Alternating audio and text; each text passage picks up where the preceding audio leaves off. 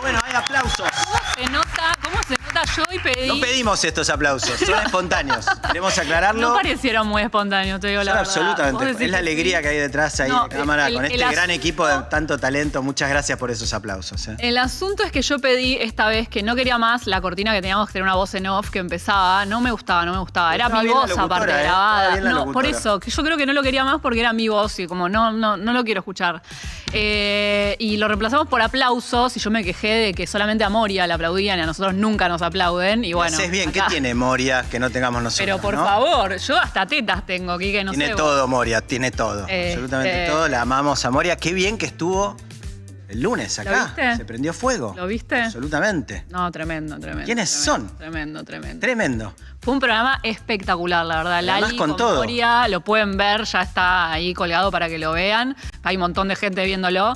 Con toda. Quedé con ganas, porque ellas varias veces dijeron como que se contuvieron, porque ellas contaban que cuando se juntan, prenden el ventilador fuerte. Se contuvieron respecto de lo que es la versión del lugar, de la casa de Moria. Pero espiamos un poquito, estuvo bueno. No, es que yo creo que esto de que son cámaras chiquitas, el streaming tiene esa sensación de que de repente te olvidás. Total. Y Moria aparte te hace olvidarte bastante, o sea, tiene un modo de preguntar. Y Lali vino igual ya con la consigna de a Moria yo le voy a responder lo que me pregunte. Que eso fue lo que me gustó, hubo mucha química, se nota. Se nota que hay química entre ellas dos. Alguien le había dicho... entre las dos. Hay química entre los dos. Alguien le dijo a Moria que Lali era como su... Sucesora. Su sucesora, sí. Ella misma lo dice, ¿eh? Ya sé, no sé pero si lo dijo al aire, pero a mí me lo dijo. En la entrevista dijo como que alguien le había dicho que era su sucesora. Pero es cierto que tiene una vibra parecida. Parecida. Y de hecho, Lali dijo...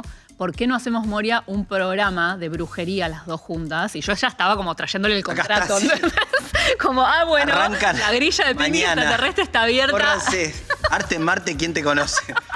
Así que bueno, ojalá, si Lali nos estás mirando por algún milagro del universo, ojalá quieras venir a hacer un programa, una pastillita, no te digo un programa, una pastillita cada tanto de brujería. Moria nos ve, le mando saludos. Hola Moria, ¿cómo estás?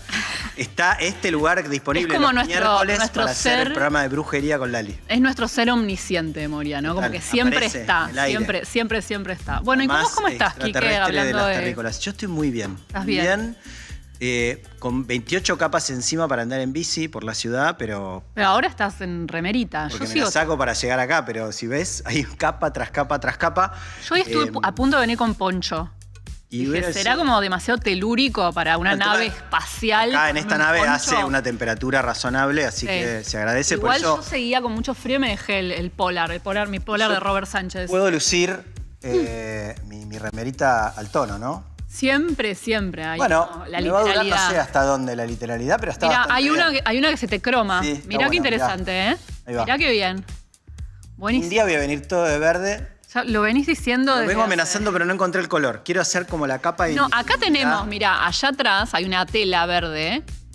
La podés usar de capa de invisibilidad, pero habría que hacer algo a propósito de eso. Sí, le tengo que avisar a mis hijas, además, que me están pidiendo, por favor, hacete invisible en cámara. Podés hacer un sketch de Harry Potter, por ejemplo, los jueves en Solar. Bueno. Te venís al principio, pasas una escena de Harry Potter. Cuidado, rebor, ¿eh? Ahí vamos también. Bueno, vamos con nuestra sección del inicio, pila de libros, ¿te parece? Tenemos pila de libros y una sección hoy con alguien muy especial, ¿no? Sorpresas. Vos venías anunciando la sorpresa. Bueno, hay que un poco. Pero viste que dice Sansaran, homenajeando a Capusotto, era un Jorge Suspenso. No dije quién era. No, por eso yo tampoco. Yo también hice un suspenso, pero a mi modo, que es que me saqué una foto comprándome ropa en algún lado y dije, y además no saben lo que va a pasar. Bueno, develamos entonces. Dale. Misterio. ¿Quién está hoy con nosotros? Gonzalo Heredia con nosotros. ¿Cómo estás? Hola Gonzalo, gracias por venir. Bienvenido. Viene munido de libros. Mirá la nave, mirá qué hermosa la nave. Qué bien se te ve en el espacio, mirá. Pero mirá, mirá el pelo, todo. Hermoso. ¿Viste? Qué lindo espacio. ¿Viste? Sí, nuevo. ¿Y vos estás impecable? ¿Se te puede cosificar acá al aire o, sí, o es demasiado nunca lo hicieron. temprano? No, nunca lo hicieron. Nunca lo hicieron. No, cuando lo hicieron me pagaron.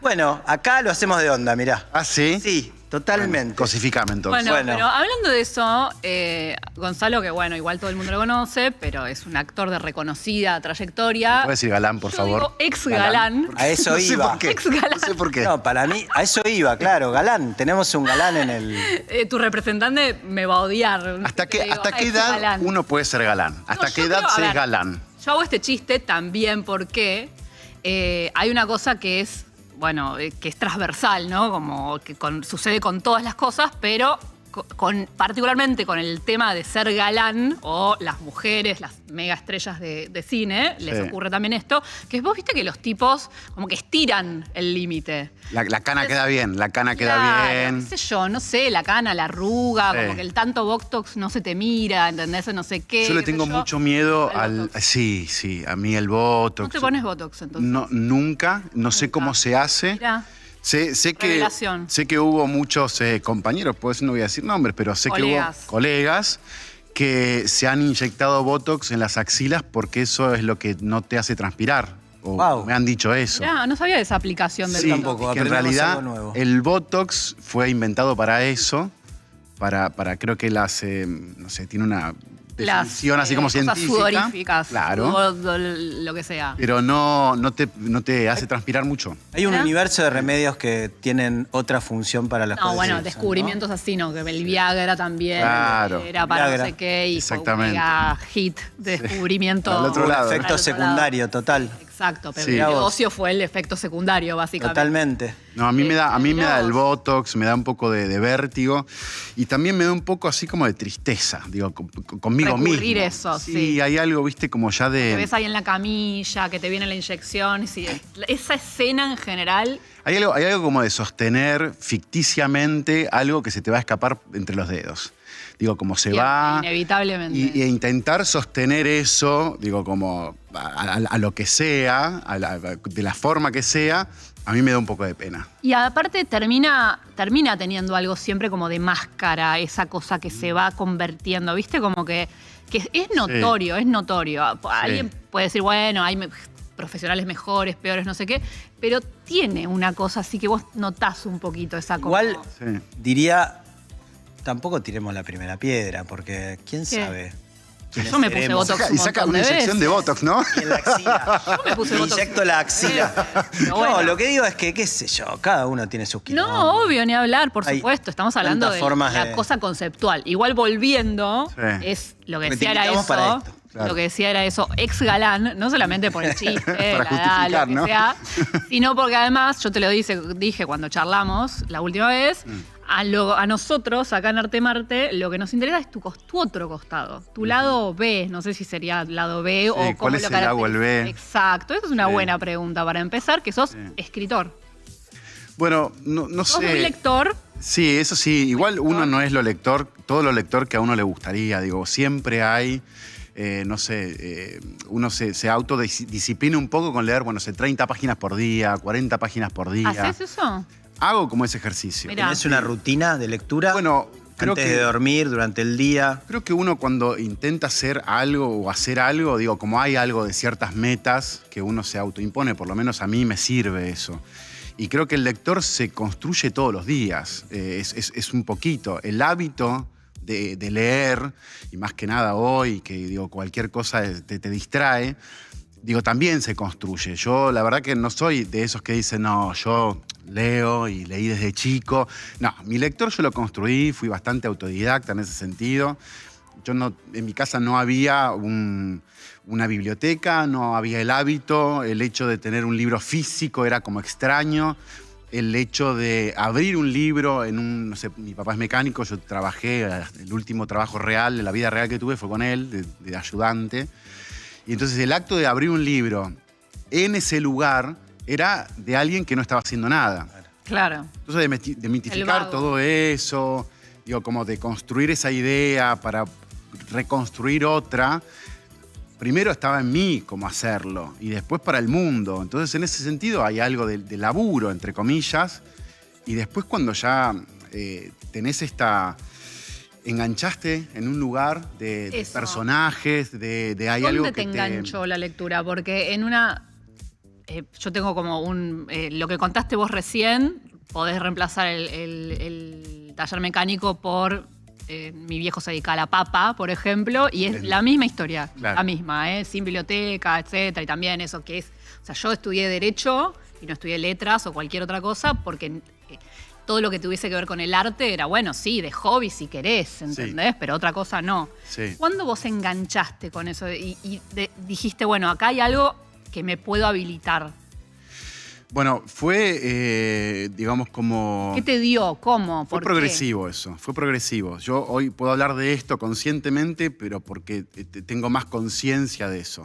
Digo, pasó tiempo, hubo una construcción en el medio, hubo una búsqueda y finalmente un darse cuenta de que uno tiene un propósito. Por lo menos yo tengo el propósito ese de que está relacionado con el acto de escribir o contar historias a través de la escritura. Entonces...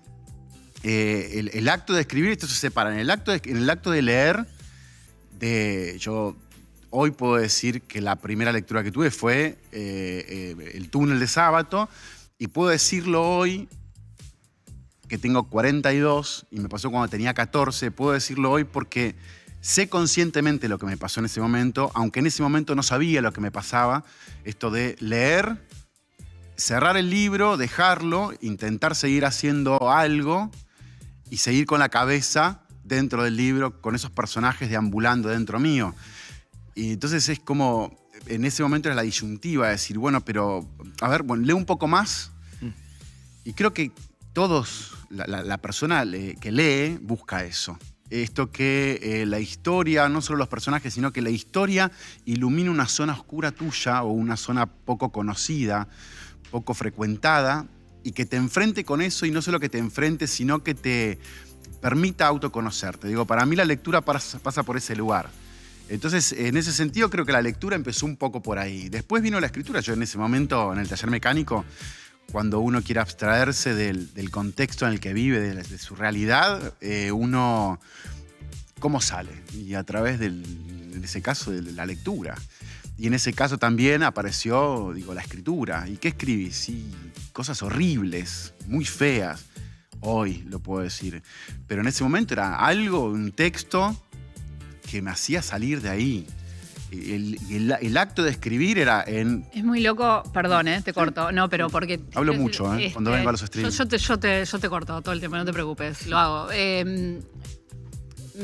No sé si conoces, hay unos versos de Fabián Casas que no me acuerdo en qué poema, dónde, qué sé yo, o capaz ni siquiera son versos y son cosas que él dice, porque... Diario de la época del Pavo. Puede ser, sí. No, son unos versos, pero habla del ruido de los talleres literarios que hace... Básicamente se está refiriendo a los talleres mecánicos, hace como una especie de símil, ¿no? Sí. Entre los porque básicamente Buenos Aires es una ciudad en donde uno levanta una piedra y aparece un taller literario. Sí. Y nada, me parece esto de que vos estabas físicamente, realmente en un taller mecánico y de ahí te fuiste eventualmente a un taller literario en algún momento. Entonces te quiero empezar, lo conecto con dos cosas. Con tu segunda novela, que se llama El punto de no retorno, que básicamente explora la relación entre un alumno que quiere ser escritor y un prócer escritor. Sí. Entonces te quiero preguntar por la novela particularmente, y por cómo fue tu experiencia personal en eso. Yo sé que hiciste talleres literarios, etcétera, etcétera, pero... No hice tantos. No hiciste tantos, no. Bueno. De hecho, tuve muy poquitas experiencias. En el caso del... Contá un poco de la novela. La novela es... La novela es un protagonista que se llama Santiago, que él quiere, empezar a escribir, quiere empezar a escribir y es medio lector, pero en realidad el personaje tiene como un ideal, una especie de estereotipo dentro suyo de lo que es ser lector o de lo que es ser escritor. De lo que es escritor, sí. Entonces, él parte con esa fantasía que tiene y empieza como una búsqueda. Es una novela de búsqueda, de encontrarse a sí mismo en ese lector y en ese escritor, pero sobre todo, ya que la novela transcurre en una especie de recuerdo constante del personaje ya evolucionado, o ya después de haber editado su primera novela, que se da cuenta que no pasa nada cuando edita su primera novela. Uno piensa que va como, viste, revolucionar. ¿A quién le la importa? La literatura, ¿no? A nadie le importa. Pensá que una tirada, yo siempre digo esto, pensá que una tirada, no por minimizarlo, ¿no? Pero una tirada de un libro normal, o sea, una cantidad... Hola, Michelle. Bienvenido. Una tirada de un libro normal son 1000 ejemplares. 1000 ejemplares, o sea, 1000 personas. Si se agota, además, es un suceso, ¿no es? ¿No? Estamos hablando... Sí, sí, o sea, 1000 personas nos ven a nosotros acá. Hoy no sé si son 1000 los ejemplares, hoy creo que son menos. Hoy pueden llegar a ser menos Exactamente. En Argentina estamos hablando, ¿no? Pero una tirada normal, seguramente el libro de Michelle Nieva, que vamos a entrevistar después. Y lo uno también porque también me parece muy interesante que te tengamos a vos hoy acá, Gonzalo, y que lo tengamos a Michelle Nieva, que va a venir después a hacer una entrevista con nosotros, porque son también esos dos modelos de escritores. Michelle podría representar, me está escuchando del otro lado, después se le voy a preguntar a ver qué piensa, porque ahora lo estoy diciendo así al aire, pero no puede defenderse de lo que voy a decir a continuación. Sería más parecido a lo que uno tiene como idea de un escritor profesional que estudió en Puan, filosofía y letras, que después publicó su primera novela, además por una editorial que está a la vuelta de Puan, ¿no? Y ese camino, que ahora está haciendo un doctorado en Nueva York, no sé qué. Y vos hiciste un camino completamente distinto, que es venís de una casa en la que no se leía, de una familia en donde no había biblioteca, y poco a poco te fuiste encontrando, despertando a reconocer algo de vos como lector, y después de la lectura movió algo adentro tuyo que conectó con la necesidad de escribir. Sí, sobre todo también eso que te decía hace un rato, esto de mitificar como esa idea, ¿viste? De que yo no terminé el secundario, por ejemplo. Mirá, no sabía eso. No terminé el secundario, dejé en tercer año, intenté ¿Porque ya actuabas? hacerlo. No, porque no quería estudiar más, quería salir a trabajar, quería, no sé, buscar cosas, una especie como de destino, no sé. Y empecé a hacer después el colegio secundario en la nocturna y demás, y nunca lo terminé.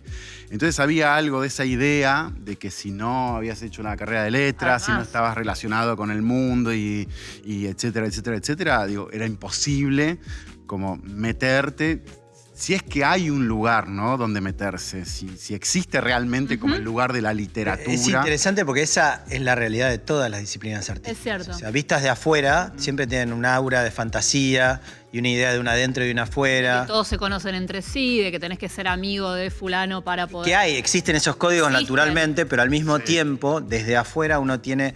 a veces es mejor no entrar, justamente para conservar cierta fantasía. Sí, total. Sobre lo pequeño, no de ese mundo, sino de todos los mundos en los que circulamos. Está buenísimo lo que decís. Probablemente entre tus dos perfiles, estas dos, hay muchas más facetas de Gonzalo, pero también pasa en el mundo de la actuación.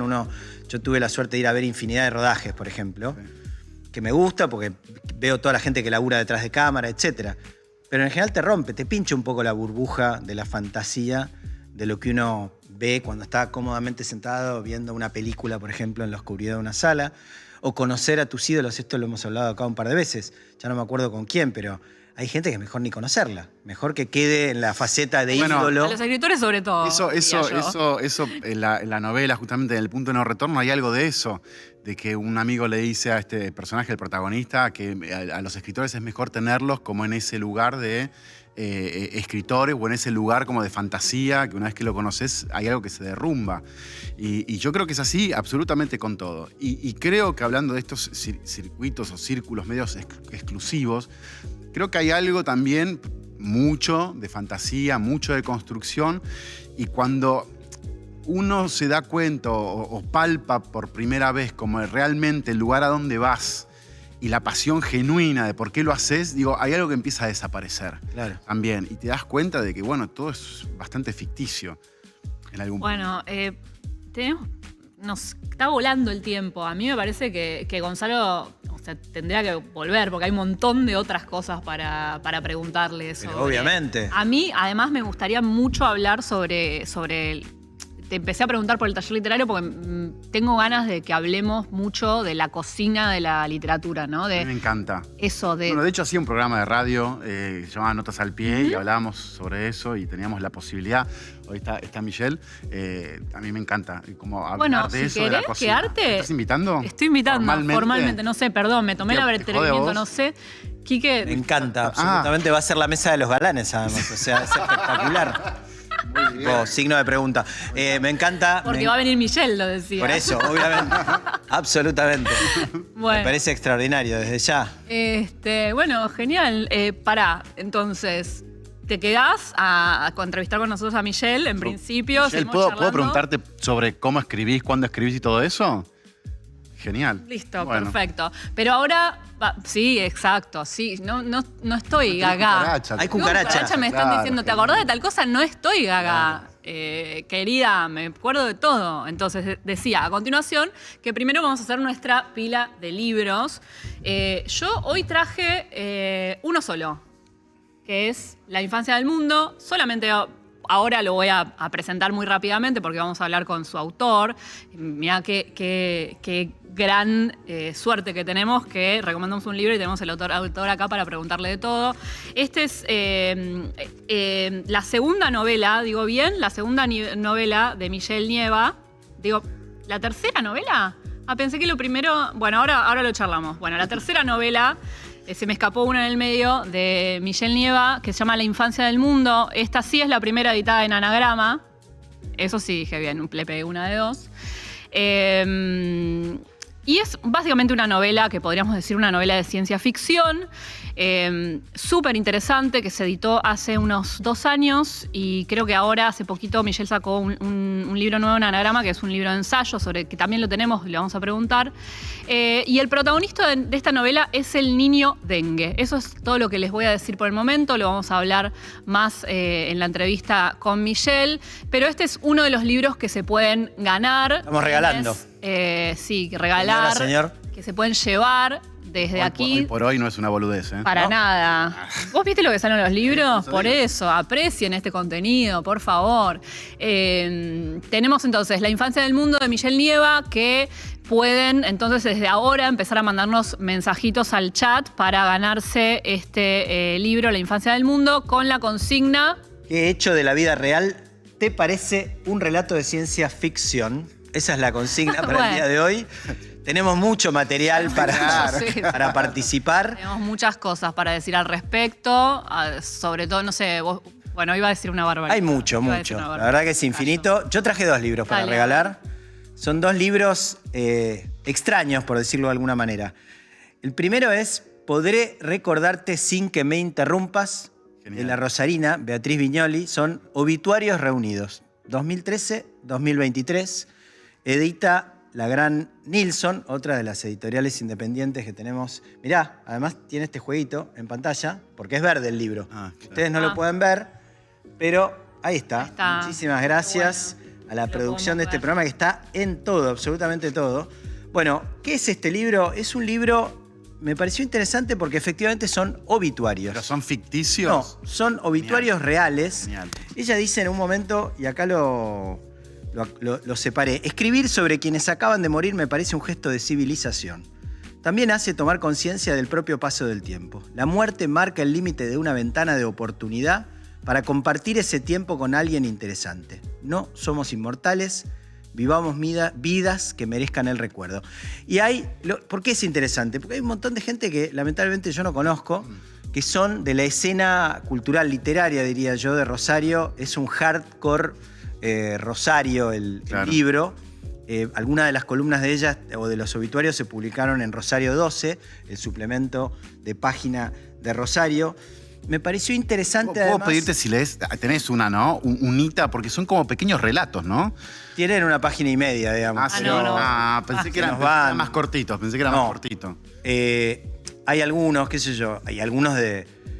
Porque digamos, son como relatos breves, ¿no? Sí, o sea, como... sí, es muy interesante porque ella te hace, o sea, te da muchas ganas, por ejemplo, de leer a un montón de gente que yo realmente no conocía, en mi vastísima ignorancia. Pero lo otro interesante es que Rosario nos llega habitualmente ahora, lamentablemente, por malas noticias, etc. Y yo me conecté cuando leí este libro con esa otra Rosario que conocemos bien, que es una Rosario culturalmente súper potente, con una escena como corrida. Digo, no la quiero comparar con Buenos Aires porque es otra cosa completamente distinta. Sí.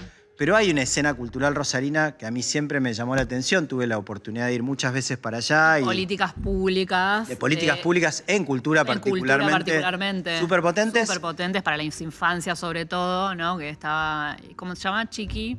La Chiqui González, que fue ministra de Cultura de la provincia y también en la ciudad estuvo a cargo de Cultura.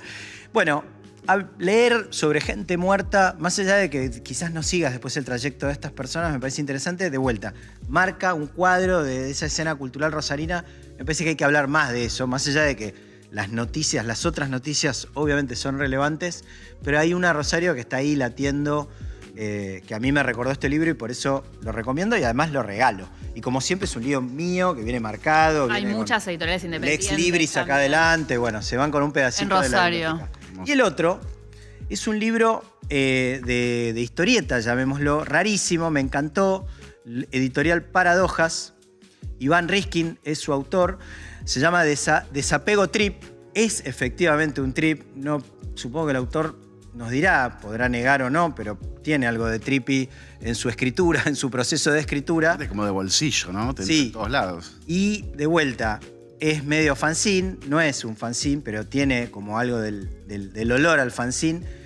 Cosa que a mí también me remite mucho a una escena medio subterránea que nunca pasa de moda, que es la de la historieta, la del cómic en nuestro país, que circula muchas veces en objetos como este, que es un objeto precioso, chiquitito, con una historia completamente delirante, de enorme talento. Eso no está en librerías, ¿no? Sí, porque también... Yo creo que sí está en librerías, ¿sí? Pero es bastante... No está en librerías porque yo tengo el ejemplar... Se va a llevar, quien gane, se va a llevar el ejemplar 116 de 200.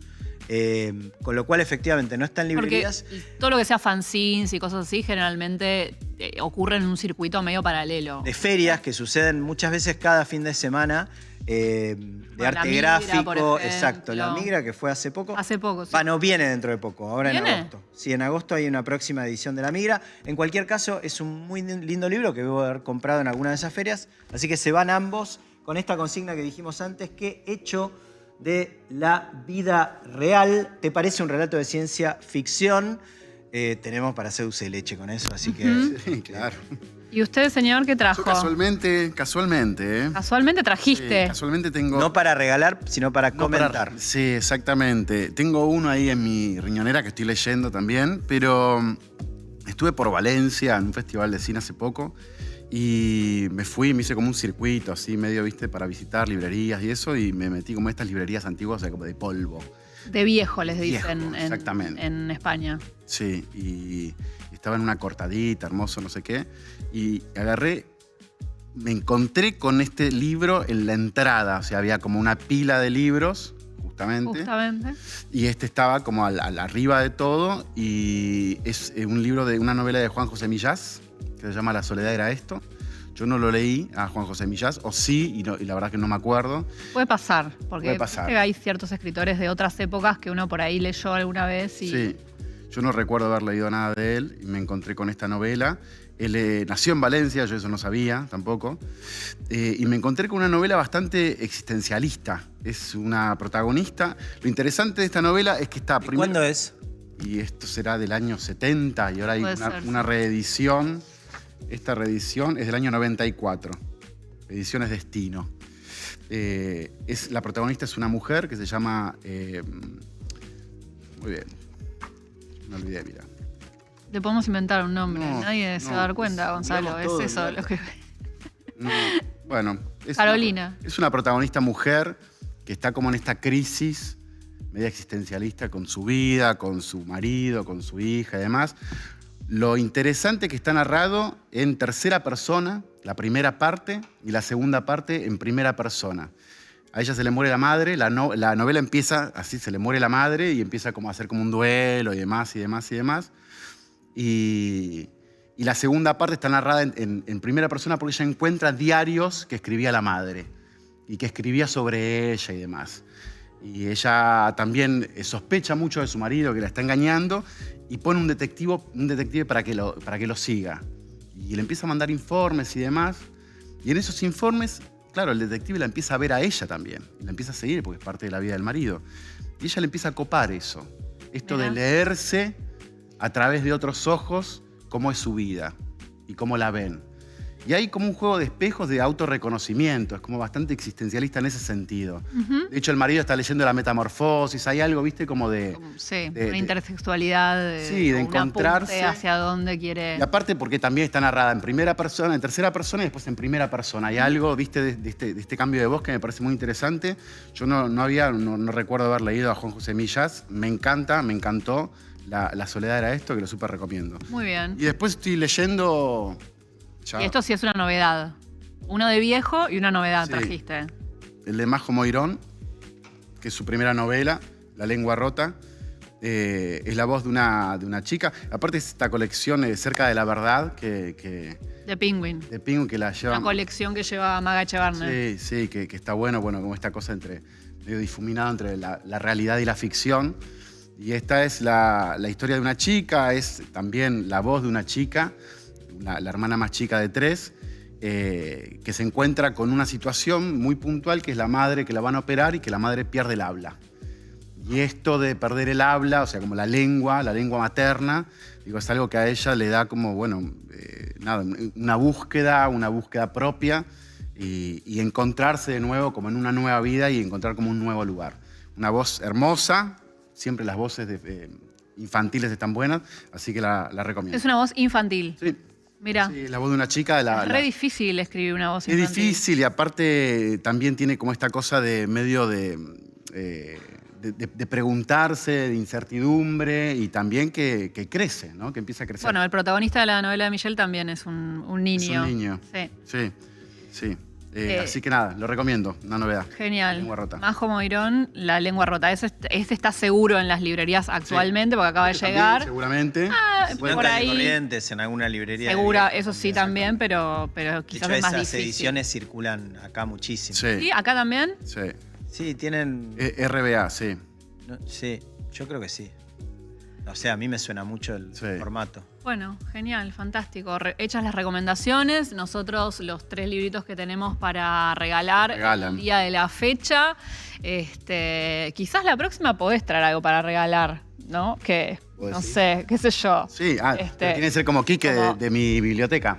No necesariamente, cosas que por ahí te mandan, estoy en una etapa en la vida muy desprendida. Fui a ver una obra, aprovecho para mencionarlo. Estuve el otro día en un espacio que es Fundación Cazadores, un espacio cultural que está cerca, en el borde entre Villa Crespo y Chacarita, y es una obra de un ciclo muy, muy lindo que cura Emilio García Huevi, dirige. En este caso, Nora Lezano, haciendo Desinventario.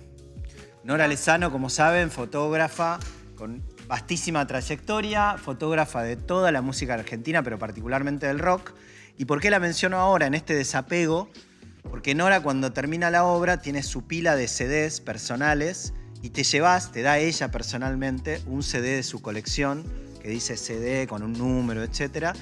Y me pareció un hermoso gesto de Nora va a venir la semana que viene. A Nora la tenemos acá, es cierto. Va a venir. Cierto, así que le vamos a preguntar. Bueno, la obra vale mucho y tiene que ver con desapegarse. Esperamos tus libros de tu biblioteca, sí, está buenísimo. Primero voy a empezar a desapegarme, que me cuesta mucho. Muy bien. Bueno, y en esto que, no sé, ocurrió de repente que se nos sentó Michelle Nieva en la nave. Bienvenido, Michelle. Te voy a saludar porque no sé qué pasó, que entraste así. ¿Cómo estás? Bien, todo bien. Gracias. ¿Qué tal? ¿Qué quieres? Acá del otro lado. Tiene un virus, porta un virus, por eso no se acerca. No me paré a saludar. pero no, lo del virus bueno. No es verdad, podría ser de todos modos. Así empiezan algunas novelas. Así empiezan algunas novelas, como por ejemplo La infancia del mundo. Michelle, voy a hacer como la lectura esta de presentación para dar algunos datos biográficos tuyos, que es algo que nosotros no solemos hacer, pero con vos me parece que vale la pena, está buenísimo. Primero porque sos muy joven. ¿Cuántos años tenés? 36. 36 años. Y estudiaste filosofía en la Universidad de Buenos Aires, sos investigador doctoral y docente en la Universidad de Nueva York, o sea, nos estás visitando hoy acá. ¿Desde cuándo estás viviendo en Nueva York? En el 2019. 2019, menos, está bien. En el 2021 fue elegido por la revista Granta, que hace siempre una selección de los mejores narradores de menos de 35 años, como uno de los mejores narradores jóvenes en español. En el 2022 ganó el premio O. Henry. Es autor, empezaste por poemas. Vamos a hablar un poquito de eso. Es excomulgado de mi bibliografía actualmente, pero sí. Mi primer excomulgado. ¿Ah, sí? ¿En serio? Porque Sí. fue tu primer libro. Sí, no me gusta mucho te actualmente. gusta. Sí. Por suerte era una edición muy...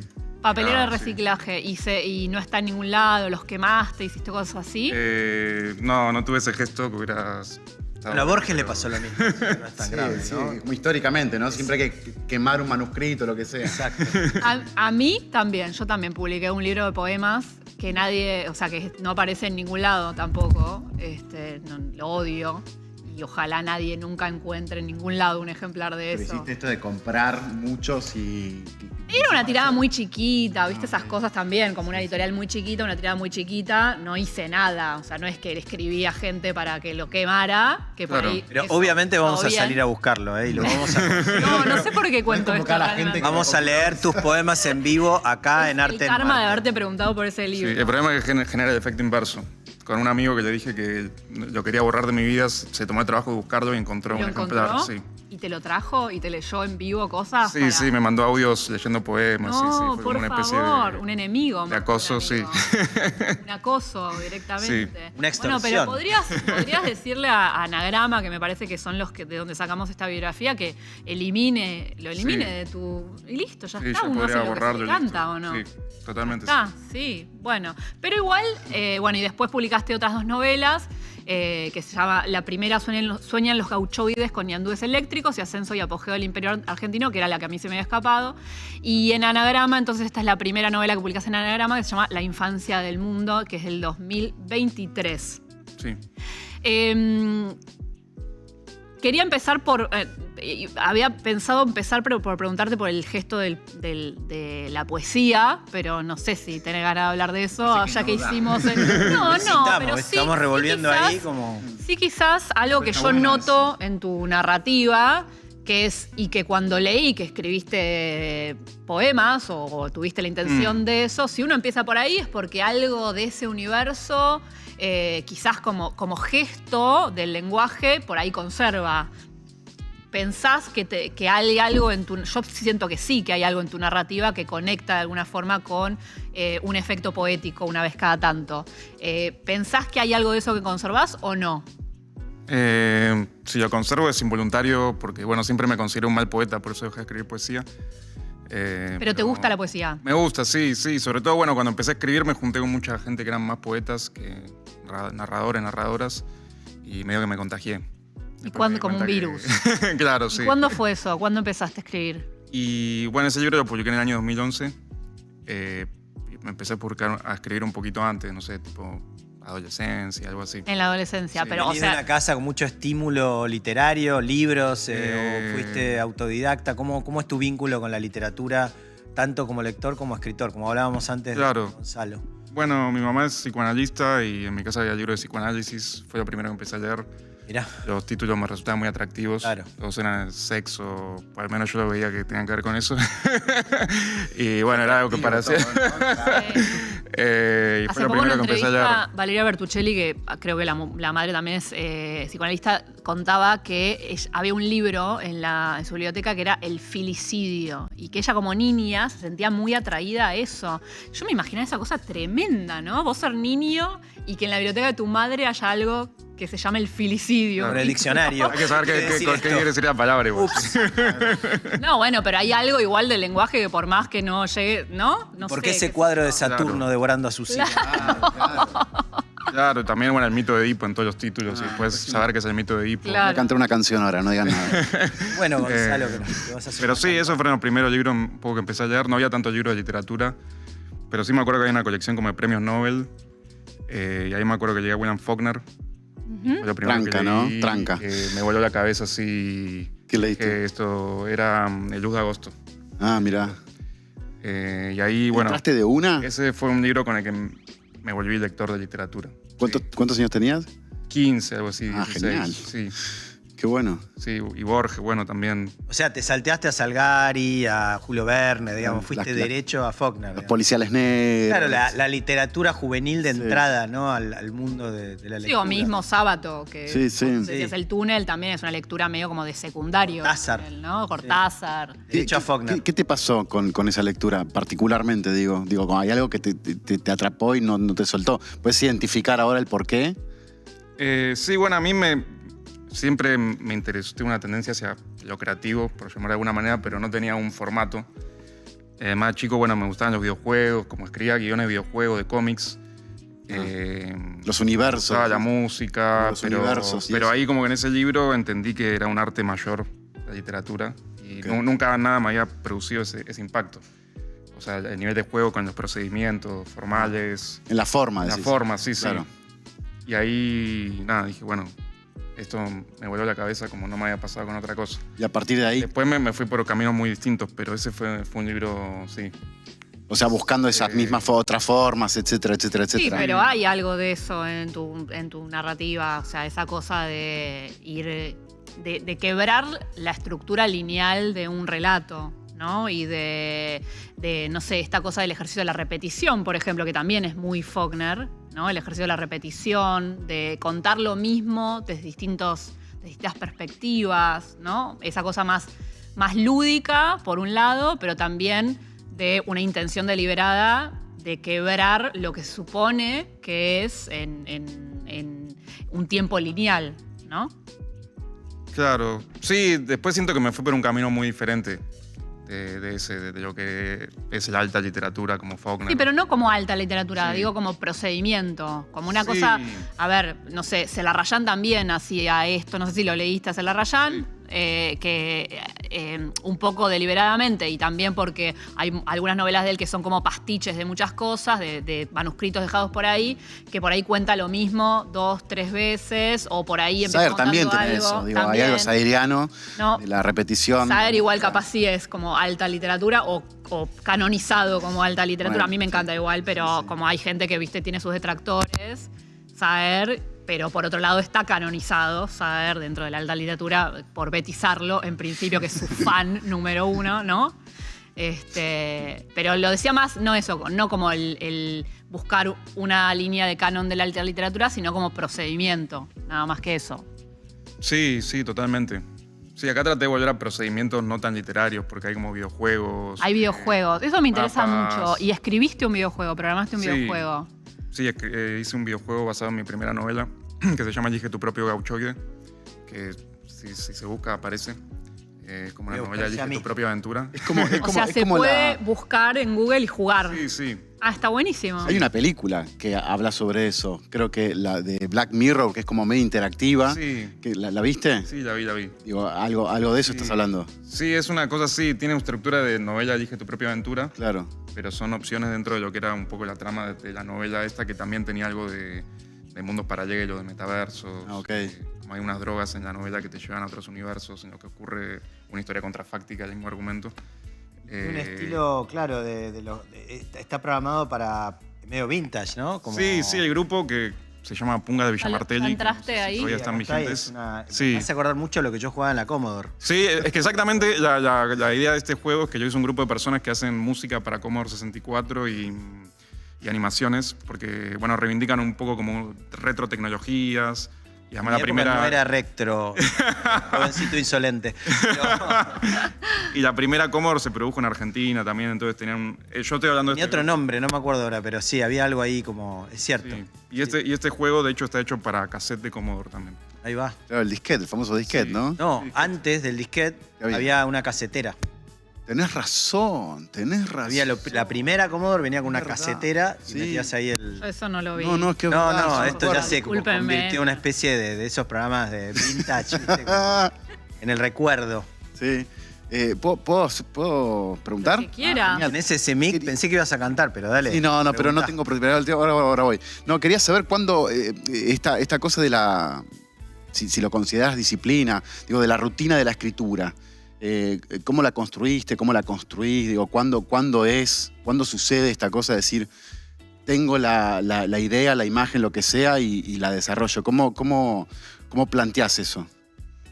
Es que en realidad siempre fui muy desorganizado para escribir. Genial. Me gusta hablar con gente así porque uno es todo lo contrario. De hecho, esta fue la primera novela que de un comienzo dije, voy a escribir una novela. ¿Ah, sí? Me siento a escribir la novela, sí. Los otros libros que yo llamo novelas, un poco... Aira me gusta que piensa, bueno, como... Lo llama novela porque no hay otra palabra, pero un poco como formato de que se lee como un libro de comienzo a final. Claro. Pero eran más como historias. Yo decía, bueno, que están atadas con alambre porque escribía una historia, después otra, después encontraba que tenían puntos en común y las ataba con alambre. Eso me dio primeras novelas. Y esta fue la primera que empecé a escribir de comienzo a fin. Igual hay puntos en común entre las tres. Sí, ¿no? sí. Participan un poco de algún universo parecido. Hay drogas que están en el primero que aparecen Claro, acá. elementos así Sí. también chiquititos como mini claves para Sí. un futuro fan de Michelle Nieva que vaya desentrañando dónde están esas Los claves. Easter eggs. Y decime... Y dentro, perdón. No, dale. Señor. No, adelante, dale. Estás con ganas. dale. Se peleaban en vivo. Preguntá. Sí. Siempre igual. No, me voy a la... Siempre. Era parte de la consigna. Cuando empezamos a pensar el programa era, che, esto Estamos va a peleando pasar, menos de ¿no? lo que yo esperaba, además. Es cierto. Pero Sí, dale, si querés pregunta. hablamos de cosas como la medalla que Bolsonaro le entregó a Milei y para empezar como por algo. Ciencia ficción. Ciencia ficción. En eso Vale. pensaba yo cuando era la consigna Obvio. de ciencia ficción. Lo tenés para rato ahí. Igual como soy una persona elegante no voy a decir de qué era la consigna de la medalla, quiero decir, de que le regaló Bolsonaro a Milei. Bueno, dejamos ahí. Pero sí por ahí esta definición de gaucho punk, ¿es una definición que vos tomás o es una definición que te ponen más o menos así como una especie de una crítica literaria? ¿Te identificás con la idea de una construcción de un universo gaucho punk en estas tres novelas? Sí, fue una palabra que surgió medio en chiste hablando con una amiga de, bueno, cyberpunk, hay un montón de steampunk, Sí. nanopunk, biopunk, y bueno, era como la versión argentina, era gaucho punk. Sí, era por ponerle un nombre a algo que tenía un poco una pretensión de inventar algo, una mutación nueva que no existía. Una mutación nueva dentro de lo que es la ciencia ficción, que Claro. está muy, digamos, colonizada por los imaginarios yanquis, básicamente, ¿no? Claro, sí, un poco mi idea, bueno, como lector siempre leí, o sea, siempre son historias, bueno, que tienen que ver una experiencia norteamericana de la tecnología, un futuro que son todos yanquis, las últimas traducciones están traducidas al español, y un poco era tratar de escribir un... Y si aparece Buenos Aires, explota en el aire en el primer capítulo. Como... Claro, como en Starship Troopers, la de Exacto, Robert por eso Heinlein. digo. Sí. Uy, Buenos Aires. Pena. Se murieron todos. Y un poco mi idea es tratar de contar la otra parte del futuro. Me gusta, hay uno de los creadores del afrofuturismo que se llama Kodwe Jung, que él dice, bueno, como que el futuro ya existe porque un poco lo que ya inventó la industria cultural norteamericana, Claro. también un poco en la economía, como las bolsas financieras, como ya saben cuánto va a valer en el futuro, no sé, el carbón, el oro, Que ya saben materias todo, primas, saben claro, todo. eso ya repercute en el presente y es como el futuro ese es como que ya existe. Lo que se puede hacer es hackear el futuro, como bueno, tratar de contar la parte que no está contada en ese futuro mainstream. Un poco la idea es algo así. Y también contar otra experiencia de la tecnología. Esto- Hablar con otras personas, bueno, porque siempre estaba la idea de que la ciencia ficción tiene que ver con la tecnología y en Con el progreso. En el norte, como son sí, culturas más avanzadas, tienen un acceso privilegiado a la tecnología, pero en realidad es un acceso diferente al que se puede tener en nuestros países. Escuché algo que me pareció muy interesante respecto de eso, de la experiencia, incluso cómo moldea la experiencia y no sé, como la experiencia vital de alguien que crece desde acá jugando a un videojuego, que me parece que contabas que a vos te pasaba eso, pero que no tenías la misma velocidad de acceso a internet, entonces como la experiencia tuya era completamente distinta a cómo podía vivirlo alguien que estaba conectado a ese mismo juego jugando desde Estados Unidos, ¿no? Esa cosa el vínculo con la tecnología, que también es muy distinto y está mediado por esas desigualdades y por esas violencias que marcan la realidad del mundo en general. Sí, por un lado, bueno, participo un poco del fetiche de la mercancía del original, de tener la consola original, aparecen también por el precio, como estas falsificaciones, un poco esa experiencia. También un poco lo que es la historia de los países que fueron colonizados, que la tecnología es puesta al servicio, bueno, de extracción de recursos, de violencia policial. Como, nada, un poco esa otra faceta de la tecnología que en una versión del progreso está omitida, porque es otra historia. Yo te quería sacar de los libros un segundo, si me permiten acá Bueno. mis compañeros que son muy lectores, pero la pregunta es, Te fuiste en el 2019, ¿qué vínculo mantenés con la cultura argentina? O sea, vas y venís permanentemente, estás al tanto, escuchás música argentina, lees autores, autoras argentinas, o estás en otra peli en este momento. Y la otra pregunta pegada a esta es, ¿cómo es tu consumo cultural en la ciudad en la que vivís? ¿Circulás, vas a recitales, vas al teatro? Digamos, ¿estás en movimiento o estás más anclado en la literatura? No, sí, participo mucho de acá, mi familia y todas mis amistades viven acá. Trato de venir lo más que puedo. Ok. Sigo leyendo literatura de acá. El único consumo que por ahí, que antes hacía más que ahora que hablabas, es el teatro, que se complica más por Es más difícil, claro. viniendo una vez o 2 veces al año. Pero todo lo que es literatura sí, sigo consumiendo. Literatura contemporánea. Sí. O sea, estás saltando de lo que está escribiendo tu generación, por ejemplo, en Argentina. Sí, de las editoriales, sí, de una. Es un gesto igual muy, no sé, o sea, yo por ahí, que viví en otros lugares también, como hay algo muy propio de lo argentino, de que todo el tiempo estamos leyendo la última novedad, lo último que salió de fulano, mengano, como seguimos mucho a los contemporáneos, por decirlo de algún modo. Me parece que no es tan, no sé, en Estados Unidos eso, si percibiste alguna diferencia con eso. Sí, bueno, cuando hablaba del escritor profesional pensaba un poco en eso, que acá la literatura es mucho más heterogénea porque hay mucho como under, está tan cooptada por el mercado, si bien ahora siento que cada vez más... Básicamente nadie vive de la literatura salvo Sí. 2, Claro, 3 aunque autores en Estados argentinos. Unidos los escritores se preocupan más por tener un agente literario que por escribir o, Claro. o cómo seguir una receta. Acá no hay agentes literarios directamente en Argentina. Claro, sí, hasta donde sé me parece que no. No hay. No es que no haya escritores que tienen agente literario, de hecho vos debes tener un agente literario, pero generalmente tienen agentes literarios de otros lados del mundo. Sí. Yo tengo agente literario de Barcelona, por ejemplo, y publico acá. ¿Por qué? Porque no hay en Argentina. Sí, Claro. es raro. Te decía, bueno, que los yanquis después no se lleguen a César Aire y no lo pueden creer que surja un escritor así. Porque ya está todo completamente homogeneizado por el mercado, por los parámetros de lo que se vende, que es una entelequia que nadie sabe qué es.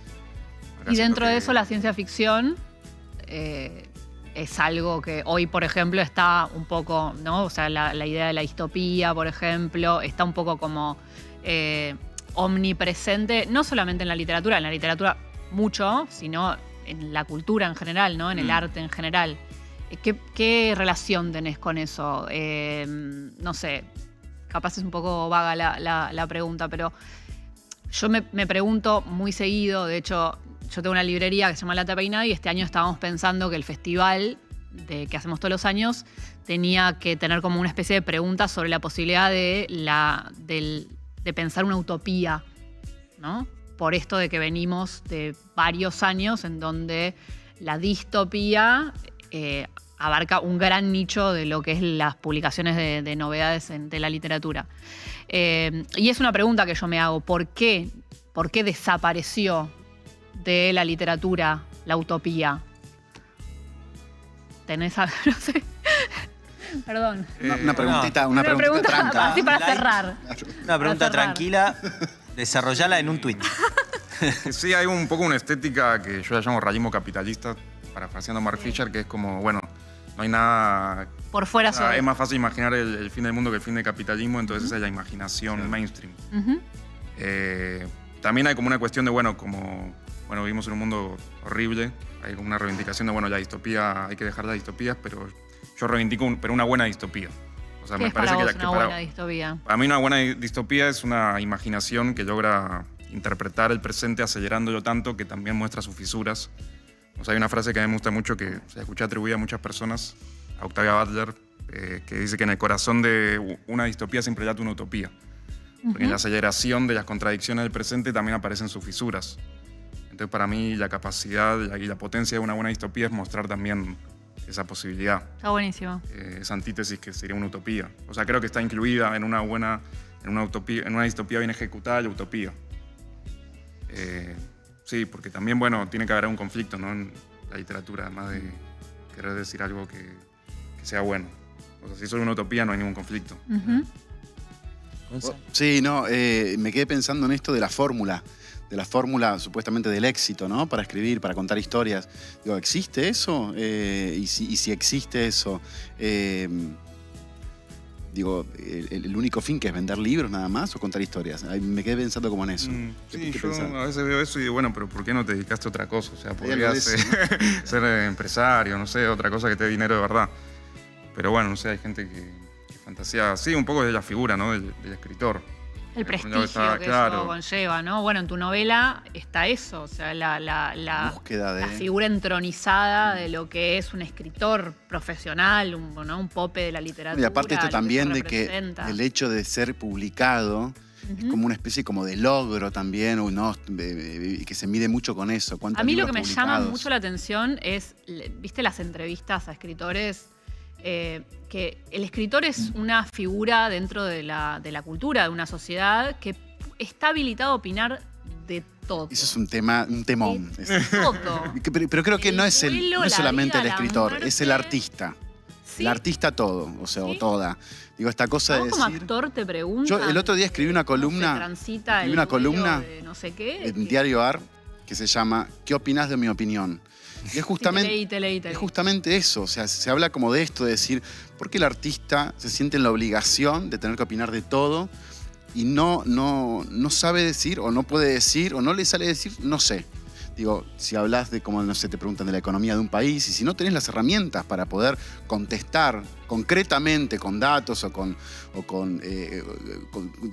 con datos reales y concretos, ¿por qué no se puede decir no sé, no tengo idea o no tengo una respuesta formulada? Digo, creo que hay opiniones para esto, para algo público, y después hay opiniones que son para tu vida, o sea, que tenés con tus amigos, con tu gente, con tu pareja, con quien sea. Digo, me parece que hay como cierta responsabilidad también en ese lugar, que algunos asumen y otros no. Recontra. Bueno, nos tenemos que terminar, así parece. A continuación está la columna de Octavio. Esto no para, ¿viste? Este programa es así, Pensé que ibas a tirar un corte comercial, no hay corte No, comercial. sí, tirame la tanda, ¿viste? Pero todo, no sé, de algún modo está bastante conectado porque Octavio su columna es... está rapado Octavio, no lo reconocía, se rapó. ¿Qué pasó? El desfile militar, ¿fuiste al desfile militar? Cambio de época. Bueno, la columna de Octavio se llama La Sociedad Media y algunas de estas cosas de las que estamos hablando las explora él bastante bien. De hecho, el aceleracionismo es una de las vertientes de lecturas del compañero. Así que, para terminar, me gustaría preguntarte, ¿vas a hacer presentación de este? No, porque ahora que estás acá en Argentina, ¿tenés voy a algún presentar, encuentro? Sí. El libro de ensayos. Se llama No lo tengo. Barbarie. Tecnología y Barbarie. Tendría que haber aprendido la ensayos. fecha, pero creo que es... Este es un escritor como No profesional. autopublicizado. Me gusta que- Sí, claro. Sí. creo que 26 de julio, pero puede Vemos en fallar. Instagram, algún lugar así, que la gente pueda Sí, en seguirte Instagram. las novedades. Sí, Instagram. sí. Bueno, No sé. estábamos mirando en pantalla algunas de las imágenes de los mapas de la Argentina que están dentro de la novela. Es el mapa político de la Argentina en el año Genial. 2272 y de la Antártida también, básicamente convertidos en el Caribe pampeano y el Caribe antártico. Les recomiendo mucho la novela de Michel, la literatura de él en general. Y bueno, y en su Instagram pueden ver cuándo va a presentar su último libro de ensayos. Y seguramente estás escribiendo otra novela. Estoy escribiendo algo muy germinal todavía. Bueno, No se puede llamar novela. pero tu agente seguramente te dice para el año próximo, nueva novela. No, ¿No? no sé, no Qué tengo bien ningún que no- arreglo así. Qué bien. Bueno, pero ojalá, yo te lo digo yo, ojalá que el año próximo tengamos nueva novela tuyo. Mucha presión. Y acá cuando quieras te recibimos para charlar, ojalá con más tiempo que hoy. Bueno, Gracias, Michelle, por la venir. invitación. Gracias. Gracias, Michelle. Bueno, y le agradecemos Bueno. también a Gonzalo que nos Y Gonzalo haya acompañado. también, No, todo bien. No Tenés pasa el nada. micrófono, ¿estás listo para cantar? Llevo el micrófono, me lo llevo Sí. conmigo. Yo Pará. pensé que ya estabas. ¿entendés? dónde estoy? Si estoy acá sentado. Claro, sí, qué sé yo. Es verdad. te Volvamos tenés que ir a vos tu también. actor. Tenés que ir porque viene Octavio, así que ya está. Pero Debería. pará, Próxima. ya que tenemos, además de un escritor y un lector, un actor, ¿cuándo vas a estar en el escenario? Te tiro el pie, Gonza, Muy para bien, Quique, muy Dale, bien. antes de Posiblemente irte. el 5 de septiembre en el Teatro Picadero vamos a hacer una obra de un francés que la obra se llama La Mentira, que es como la segunda parte, se hizo La Verdad y ahora se hace La Mentira.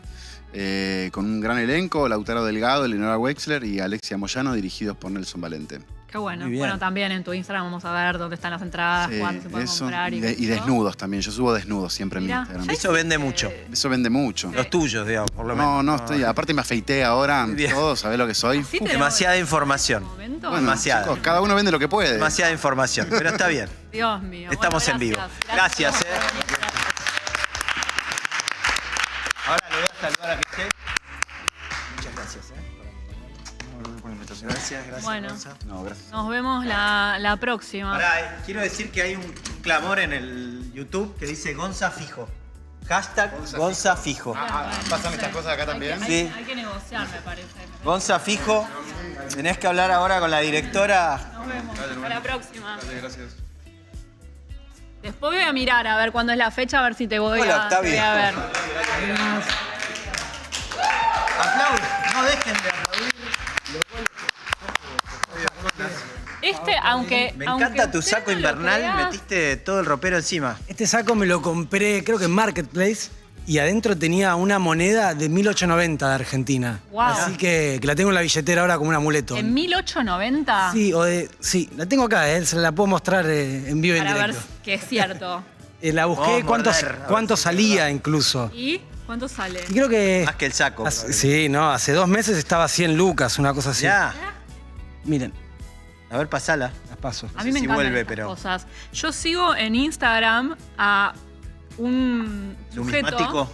No, ¿Qué? me encanta la gente que busca cosas con los detectores de metales. Ah. Encuentra cosas perdidas La playa. por ahí. Tenés que ir a Chascomús en temporada baja. Bueno. Por eso, bueno, pero van a esos lugares, a lugares donde baja la marea, a, bueno, donde sea, y se meten también en el agua. Y es, dice la moneda. o sea, me encanta ver lo que descubren. Hay algo medio romántico en eso, ¿no? En esa pretensión de que a cada metro aparezca algo. Y algo, a mí lo que me pasa es algo que no fue visto durante mucho tiempo. Como me conecta con, no sé por qué, pero eso como descubrir algo, creo que mi cosa con los dinosaurios también viene un poco por ahí. Tuvimos a un antropólogo hace unas semanas que contaba, bueno, que nada, de repente hacía una exploración y de repente... Paleontólogo o antro. ¿Qué dije? Antropólogo. Ah, estoy mal, un paleontólogo. Un paleontólogo. Politólogo. Sí, Diego Polo, un politólogo, sí. Un Estaba estudiando politólogo. los dinosaurios, claro. Y de repente va por ahí caminando y se da cuenta que eso es un dinosaurio, por ejemplo, ¿entendés? ¡Wow! Wow. Donde uno ve un Wow. conjunto de piedras, él ve un dinosaurio. Pero y que estás desenterrando algo que nadie Nadie vio durante millones de años, ¿entendés? Tipo, Conecta esto con además mi columna, Vamos. el hecho de que encontré hace poco que se habían encontrado el desecho fecal más antiguo y grande de la historia, y también era así un encuentro de un sorete nórdico, básicamente. De un ¿Cómo lo vikingo. conectás con la columna? Sépalo después de Porque este tiene que ver con la corte. sociedad media, era Muy un, bien. y los alimentos de esa época. A ver, No, pues yo vengo acá a comentarles sobre los cambios de época y cómo a partir de ahora se bajan en conceptos. La vez pasada fue un poco más al voleo sobre como presentar la hipótesis de la sociedad media, y hoy traje para mí uno de los conceptos más interesantes para discutir y más polémicos, que es el del trabajo. ¿Qué es trabajo? ¿Qué no es trabajo? Estamos en una época donde se afirma al mismo tiempo dos cosas absolutamente opuestas. Una que es el fin del trabajo. Han existido muchos libros de los 80, 90 y demás que afirman que con la automatización y el avance tecnológico el trabajo humano era prescindible, pero no menos cierto que eso coincide pero en con... versiones utópicas y distópicas, ¿no? Porque para Exacto. algunos íbamos a estar tomando martinis al lado de la pileta mientras los robots se ocupaban de todo. Exacto. Para otros, sometidos probablemente por esos mismos robots, a prepararles los martinis, digamos. Y utópicos y distópicos de izquierda y de derecha también. Claro. Pero esa afirmación del fin del trabajo, que es una afirmación vieja, no es... Keynes, me parece que... Vamos a hablar de Keynes Ok. en lo que sigue. Coincide con otra que la trajo el feminismo, pero también yo cuando empecé a hacer ciencia era una bandera que los científicos sosteníamos, y que en el arte también aparece muy fuerte en el siglo XXI, que es una expansión de la idea tradicional, de la idea de trabajo, y una serie de afirmaciones que es a eso que llamamos tal cosa, ¿es trabajo mal pago o es trabajo no pago? Autoexplotación. Exacto, que puede ir, en general coincide con todos con dinámicas informales de la vida. Después podemos decir si del trabajo. Eso ya que llamamos amor, cuidado, es Exacto. trabajo no pago. Ahí va para los trabajos domésticos. de la mujer.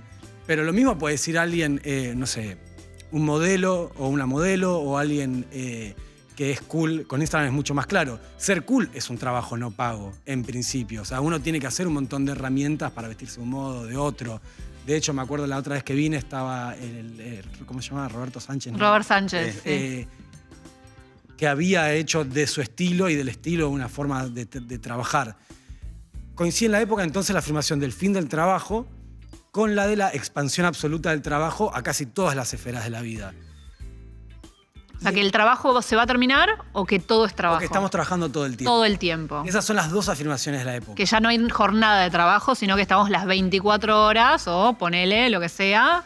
Cosa que también sabemos muchos quienes trabajamos de algo informal, ¿no? La música, la ciencia, el arte o la literatura, no sé. Preguntarle recién al chico que escribía cómo son sus jornadas de trabajo es abrirse en una psicodelia hermosa, porque es muy difícil de establecer los criterios clásicos de trabajo en el trabajo de escritura. No, y dentro de la escritura incluso está el no reconocimiento de que puede ser un trabajo y hasta el debate dentro del mundo de los artistas y los escritores si la escritura o la vocación artística puede ser un trabajo o no. Y dentro de eso hay ramas de grupos que quieren sindicalizarse y entonces uniones de trabajadores que le piden al Estado jubilaciones, por ejemplo. Entonces, bueno, pero ¿con qué criterio? ¿Publicaste 2 libros, 3 libros, autopublicado, pagaste para publicar? ¿Son buenos, son malos, no?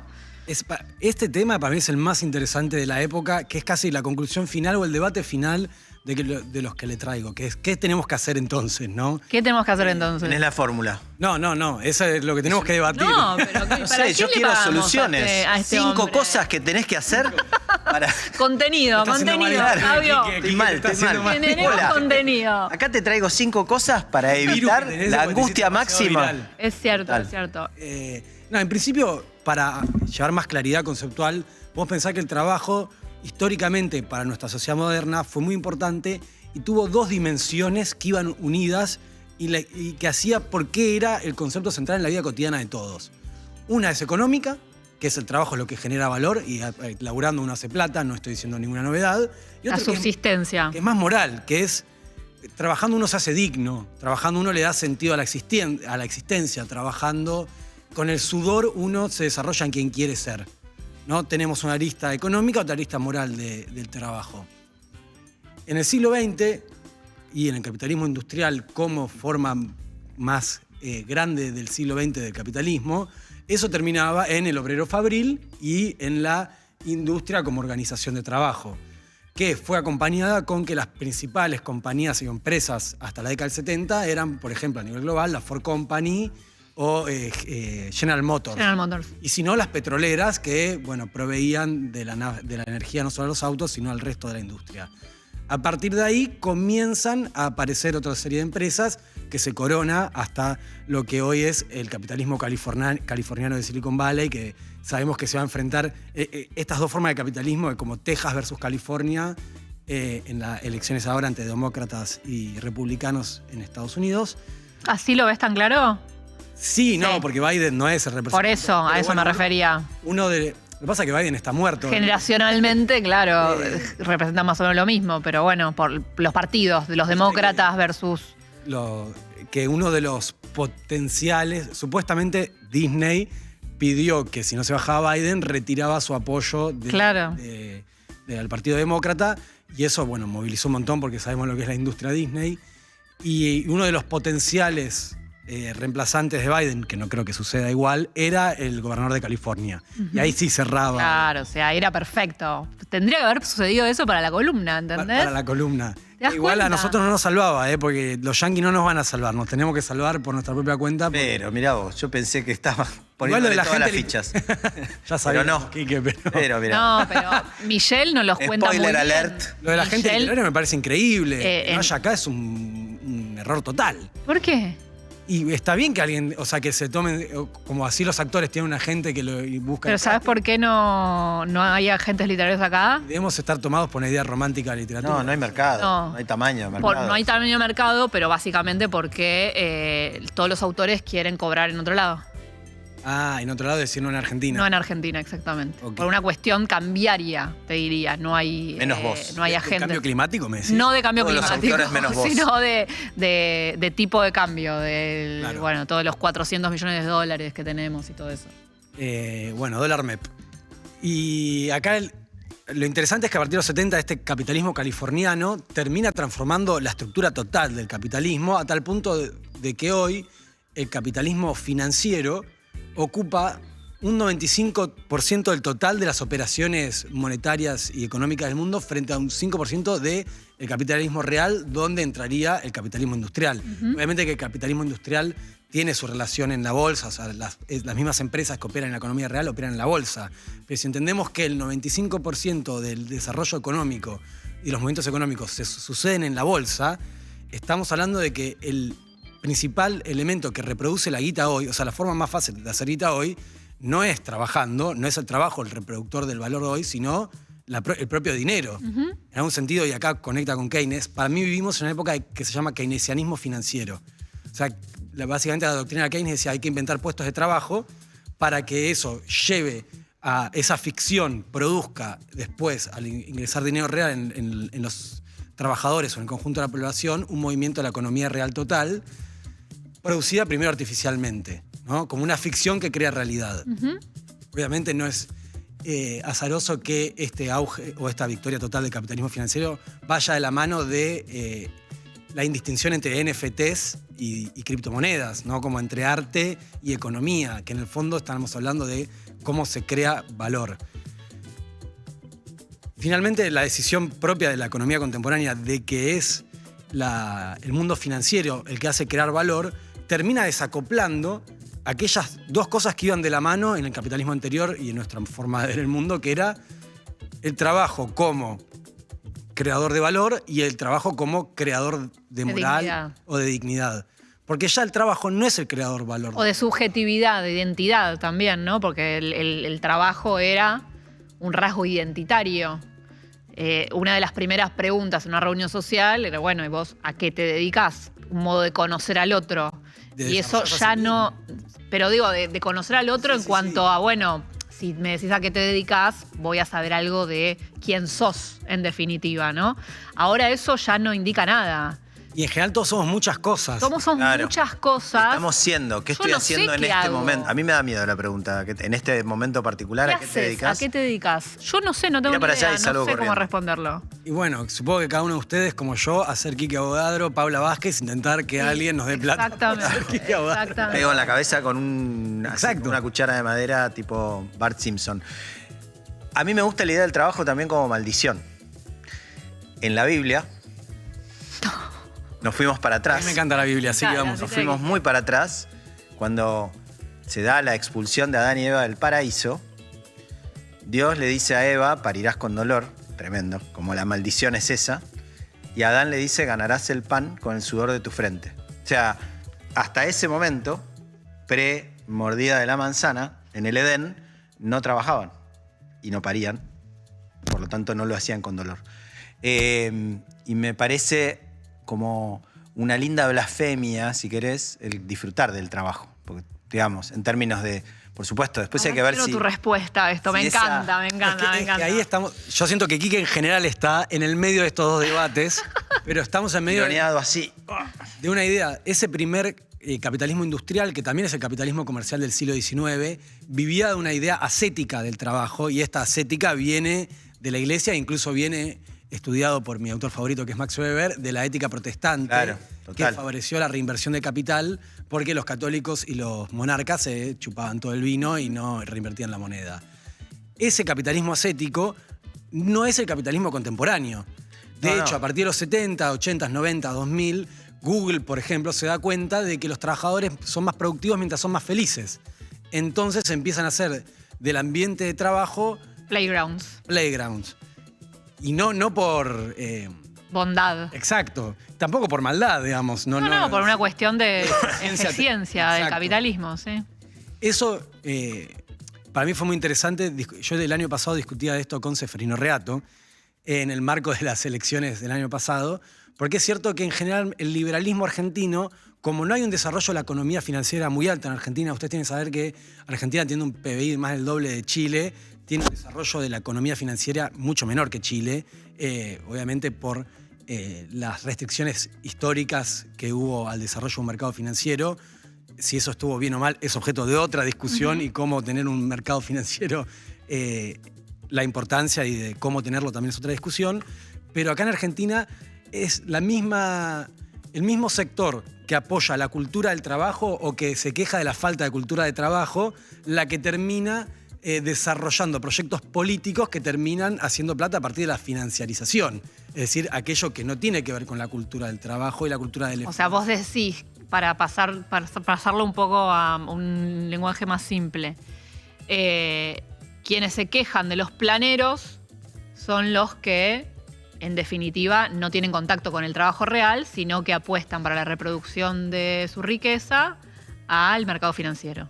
Exacto, que es como una mezcla entre conservadurismo histórico que tuvo como cierto sector liberal argentino, que incluso es corto de miras porque es anacrónico. Es esta confusión que tenemos hoy donde, por ejemplo, Milei sacó un par de fotos con Elon Musk o visitó a algunos del capitalismo californiano, que es un capitalismo en principio, o por lo menos estéticamente, de izquierda. Es un capitalismo que usa, y podemos decir abusa, de la diversidad como un statement para vender. O sea, no es la medalla de Bolsonaro. Exacto. Que de hecho, no sé quién representaba eso en la Argentina como posibilidad, porque nosotros todavía estamos enfrascados en esta discusión campo-industria, que es mucho más siglo XX que siglo XXI, ¿no? Porque no exista ni el trabajo, ni el campo, ni la industria en el siglo XXI. De hecho, existe hasta trabajo esclavo en el siglo XXI. Pero Milei nos representa un poco también como la reivindicación o el espacio más amplio para que lo financiero entre como un valor, digo, por cierta plataforma de su electorado, que son los básicamente hombres muy jóvenes, ¿no? Que están con esta cultura de levantate a las 5, de 5 a 5 y cuarto, haces pesas, de 5 y cuarto a 5 y media, te comes 3 yemas de huevo y de 5 y media en adelante en los mercados. No porque no abrieron, pero bueno, algún mercado abrió ya. No, es que de hecho con los mercados de cripto los tenés operando 24 horas. Claro, los mercados de cripto son 24 horas. Pero ahí yo conozco, veo y entiendo esa subjetividad como ese tipo de persona. De varón, básicamente. De varón, totalmente. Que me parece igual también anacrónico, como... Eso también es anacrónico. Vintage, sí. Los que me parecen más propios de la época son ellos que dicen... sos un boludo, que tenés jefe, como yo con mis finanzas... Hola, normal. Claro, ¿Qué haces, hola, normal? Y que viajan y que están en Miami... y que están en Dubái. Pero que no te dicen muy claramente cómo lo hacen. No es no hace falta me levanto 5 de las... No hace falta la falta de la disciplina. Igual están los dos, existe toda esa ascética todavía empresarial que te dice desaparece 30 días y reconvertite y transformate en otro, que también tiene que ver con una ética de la dureza muy masculina, como decís. La cuestión es que para mí, al ser el kirchnerismo casi como el último soplo de keynesianismo en el siglo XXI, es casi como una experiencia del siglo XX...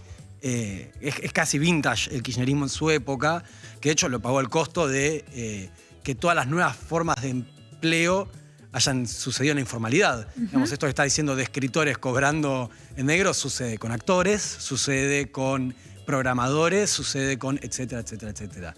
Que ahí llegamos al otro punto sobre el trabajo, que es la expansión. Una es como la idea del fin del trabajo y otra la de la expansión del trabajo, porque estamos hablando... Hace poco estaba escribiendo y discutiendo también el año pasado, cuando estaba en la tele, sobre lo de pobre Silvina Luna, ¿no? Y todo el caso de Lotoki. Sí. Y mi interés era circunscribir lo que le había pasado a Silvina Luna dentro de un accidente laboral casi. Mirá. O de un conflicto laboral. Porque tener un buen culo en esa época te aseguraba un ingreso de dinero. Para tener un buen culo, ibas a Lotoki. Lo que pasa es que era un mundo del trabajo que es completamente informal e invisibilizado. Como es el trabajo de la fama o ser conocido, que es una forma de ingreso, que hoy con Instagram está mucho más gráfico, cómo son los modos de acceso, quién puede acceder, etcétera, etcétera, etcétera. A Silvina Luna la despiden en el Panteón de Actores, ¿no? Entonces mi pregunta era, bueno, ¿era Silvina Luna una actriz? Y ahí está esta pregunta donde vos decías, bueno, las discusiones respecto a los sectores, si tenemos que sindicalizarnos, no sindicalizarnos. Claro. Evidentemente la sindicalización para nosotros es un modelo casi concomitante al de ese capitalismo industrial, como que en principio uno piensa que es una idea cuanto menos anacrónica. Anacrónica. Lo que no significa, perdón, que la generación de prácticas, o sea, que entre gente que hace la misma práctica se junte a hablar, y diga, che, ¿cuánto gano yo? ¿Cuánto ganás vos? Che, y si nos organizamos para algo, eso no sé si es sindicalismo. No, claramente, lo que recojo de lo que planteas es que las formas son viejas, pero evidentemente está faltando alguna otra forma de respuesta a este sistema, digamos, ¿no? Exacto. Coincido, para mí es absolutamente anacrónica la forma de organizarse y por lo tanto lo que produce ese sistema termina siendo, y aparte, ineficiente respecto a... Las representaciones. Las demandas, sobre todo, ¿no? O sea, las demandas, esto de pedirle, bueno, porque yo no estoy en contra ni pienso mal, me parece que eso, pensar en organizarse con otros que hacen más o menos lo mismo, bueno, es la base de la comunidad, qué sé yo, ¿entendés? O sea, ¿qué puede haber malo en eso? Nada. El tema es, después de ahí surgen demandas de que el Estado nos tiene que dar, ¿no? Ahí sí hay como una cosa más anacrónica, a mi juicio. Okay. De reclamarle al Estado, bueno, queremos una jubilación de 3 jubilaciones mínimas a partir de los 65 años. ¿Por qué? Porque soy escritor. Ok. Yo estoy loco en ese sentido. Yo creo que cuando Keynes propuso sus soluciones a la crisis del 29, debe haber parecido un loco absoluto, porque nadie se le plantea eso. Yo entiendo lo que decís, y visto dentro de el monetarismo contemporáneo, donde todo parece, donde está esta idea de que todo lo que, o sea, que el Estado tiene que gastar lo que le entra y todas estas matemáticas que tienen que dar justo, que ninguna matemática en una empresa así, o sea, todas las empresas funcionan a deuda. Es impensable, por ejemplo, que un escritor se jubile a los 65 años. Del mismo modo que entender también que, por ejemplo, la jubilación a más de casa forma parte de la misma línea y que casi son, para mí, vistas retrospectivamente como anticipaciones del salario universal obligatorio. Bueno, por eso, pero tiene más sentido pensarlo como un salario universal más que un salario parcial por disciplina. Exacto. Por disciplina y aparte... Porque si no pones a pelearse a amas de casa con escritores. Claro, es que termina pasando eso. Y es más, frente a los políticos profesionales también termina pasando eso. Porque la respuesta es, todo bien con vos, escritor, escritora, me encanta, está buenísimo. Pero yo me acuerdo el año pasado en la campaña, era todos los colectivos, yo formé parte de la campaña el sello me lo olvidé. Lo digo. Gracias. Sergio Massa era tu candidato. Sí, el candidato sí, pero mal no recuerdo. el sello. Unión por la Patria no era, capaz ¿no? decía Frente Unión para por la Victoria, ¿entendés? No, creo que la última versión era... Por el Frejuli. Unión por la Patria. Unión por la Patria. Bueno, formé parte de la campaña y en el ámbito de cultura. Y eso, era como, sí, todo el mundo quería un proyecto de ley para crear el instituto los que ya tenemos, ¿no? El instituto del cine, del teatro, etcétera, de la música, que ya funciona, etcétera, etcétera, que hay también todos proyectos para repensar eso, etcétera, etcétera, pero también el instituto de la danza, el instituto del libro, ¿entendés? O sea, por disciplina cada uno tenía en su quintita su proyecto de ley.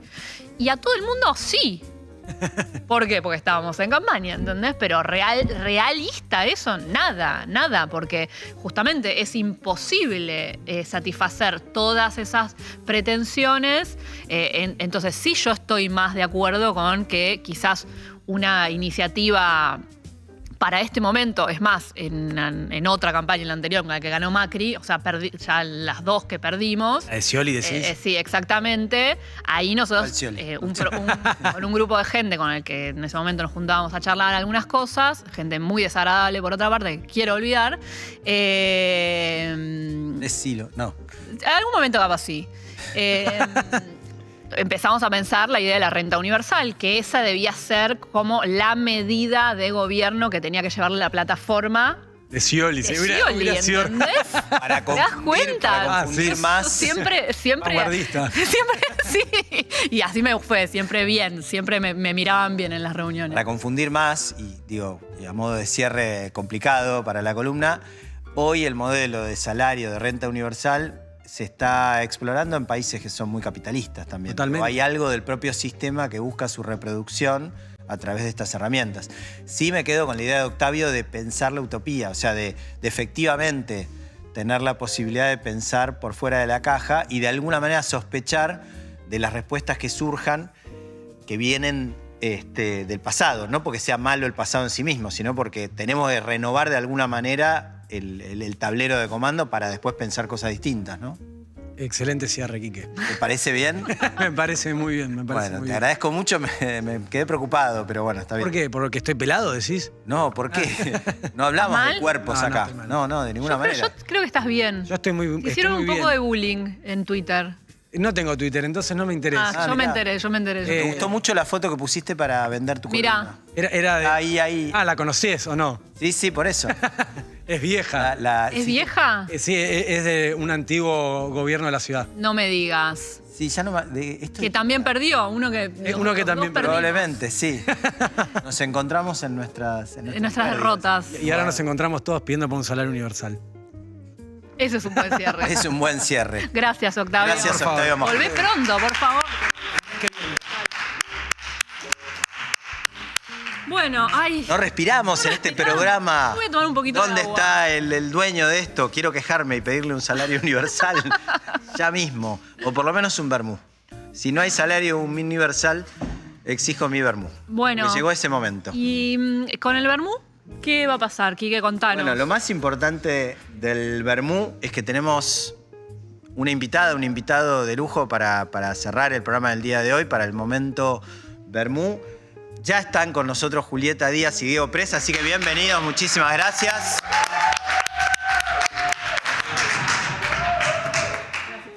Hola, ¿cómo te va? Bien, muy bien. Hola, Diego. Muy bien, qué bueno. Bueno, ¿En Uruguay tomen saludan, Diego? ¿En Uruguay saludan con un beso así con la misma efusividad que se saluda acá? Sí. Perfecto. Muy bien. Somos parcos, pero no tanto. No, pero viste que hay algo de la afectividad nuestra con Uruguay que a veces es un poco, siento, intensa, digamos. Como que queremos mucho Uruguay y todo, pero... Y ellos no, ¿no? No, sí, pero por ahí con menos No, pero intensidad se o dice eso. con un poco más de, No, como que de no. sobriedad, No, diría porque yo. supuestamente nosotros los porteños, no todos los argentinos. Claro, los porteños. Tendemos a ser más engreídos y engreídas.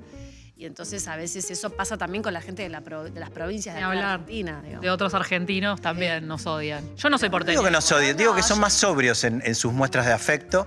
En cualquier caso, es un lujo que estén con nosotros. Muchísimas gracias. La verdad que teníamos muchas ganas de que estuvieran en el programa. Julieta, bueno, a vos te conocemos más. Sabemos que Diego es una estrella del firmamento musical uruguayo.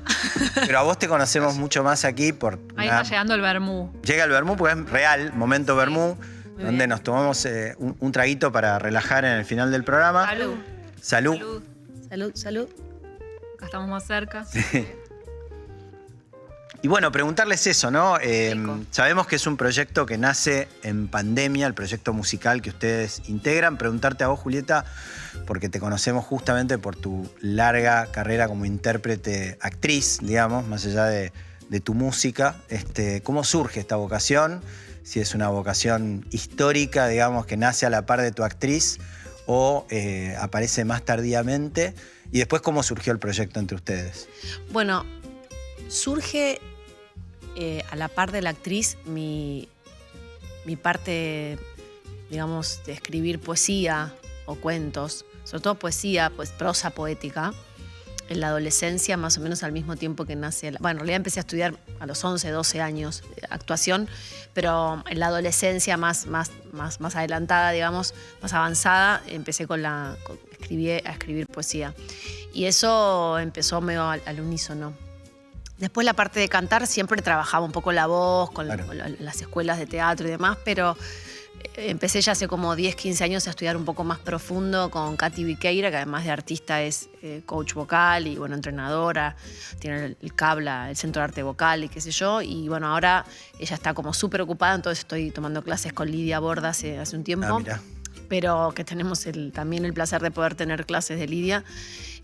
Pero Pero bueno, en realidad digamos, no, yo no escribía, yo no compongo música, no toco otro instrumento que no sea mi voz, así que en ese sentido no pienso de manera musical las canciones, sí la música que puede tener un texto, ¿no? La musicalidad de un texto. Te conectás a través de la letra, en Pero me primer lugar. conecto, sí, y después le puedo llegar a decir a Diego alguna idea que tengo, pero en realidad todos nuestros 2 discos, nuestros temas son todas, bueno, las letras en realidad también son de él, hay letras también de él, pero predominan un poco más mis letras porque él tiene otros espacios también como solista y una banda, entonces quizás predominan más mis letras. Y después toda digamos, la música, la composición musical, los arreglos, la producción musical es toda de Diego. Así que... Y retoman incluso textos tuyos viejos, digamos del pasado, no solamente del presente. Sí, el primer tema que hicimos justamente está hecho de un texto mío de los 20 años, 20 y pico de años, que Diego fue uno de los que eligió, él lo editó un poco el texto y lo mejoró, porque aparte es un gran poeta, así que siempre mejora cuando se mete ahí en... O sea, que no tenés una relación vergonzante con tus primeros escritos. Acá estuvo hace un rato... Algunos sí, no, por eso. a partir de los 20 no, pero los de los 14, 13... También guardados. Huesos sangrantes. Claro. Sobre ¿viste? La intensidad. Toda una intensidad. Todo es muy intenso Todo a es esa muy edad. intenso. Y viva esa intensidad. Está bien, ¿no? tiene de que la ser edad. así. Total. Sí, Está pero bien, hay que la hormona romper está... todo eso, sepultarlo, Sí. lo que uno escribe en esas Hay gente que épocas. tiene cartas guardadas que les mandábamos entonces. Después está Spinetta, que a los 15 años Bueno, escribe Barro Barro tal tal vez. vez, ¿no? Claro, Pero sí, bueno, sí. eso gracias que Spinetta lo conservó. Lo de Claro, en 15 ese años, caso pero no es sí. lo del común No, de no los es lo común de mortales. todos los mortales, de nosotros los mortales. Pero sí, un poco ese es el camino, y también venía un poco coqueteando con el tema de la música, con...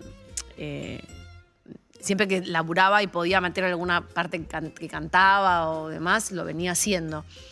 Pero bueno, después en un momento, en la cuarentena, empecé a subir algunos textos míos a Instagram y también empecé a hacer colaboraciones remotas con diferentes artistas de diferentes artes, digamos, y en un momento ya estaba haciendo algunas cosas con músicos y músicas, y lo conocía a Diego, por realidad conocía a su banda y después lo busqué a él como solista y sentí muchísima cercanía con su universo musical, como su cabeza musical, sus arreglos, su poesía y los temas que elegía también para tocar en su poesía.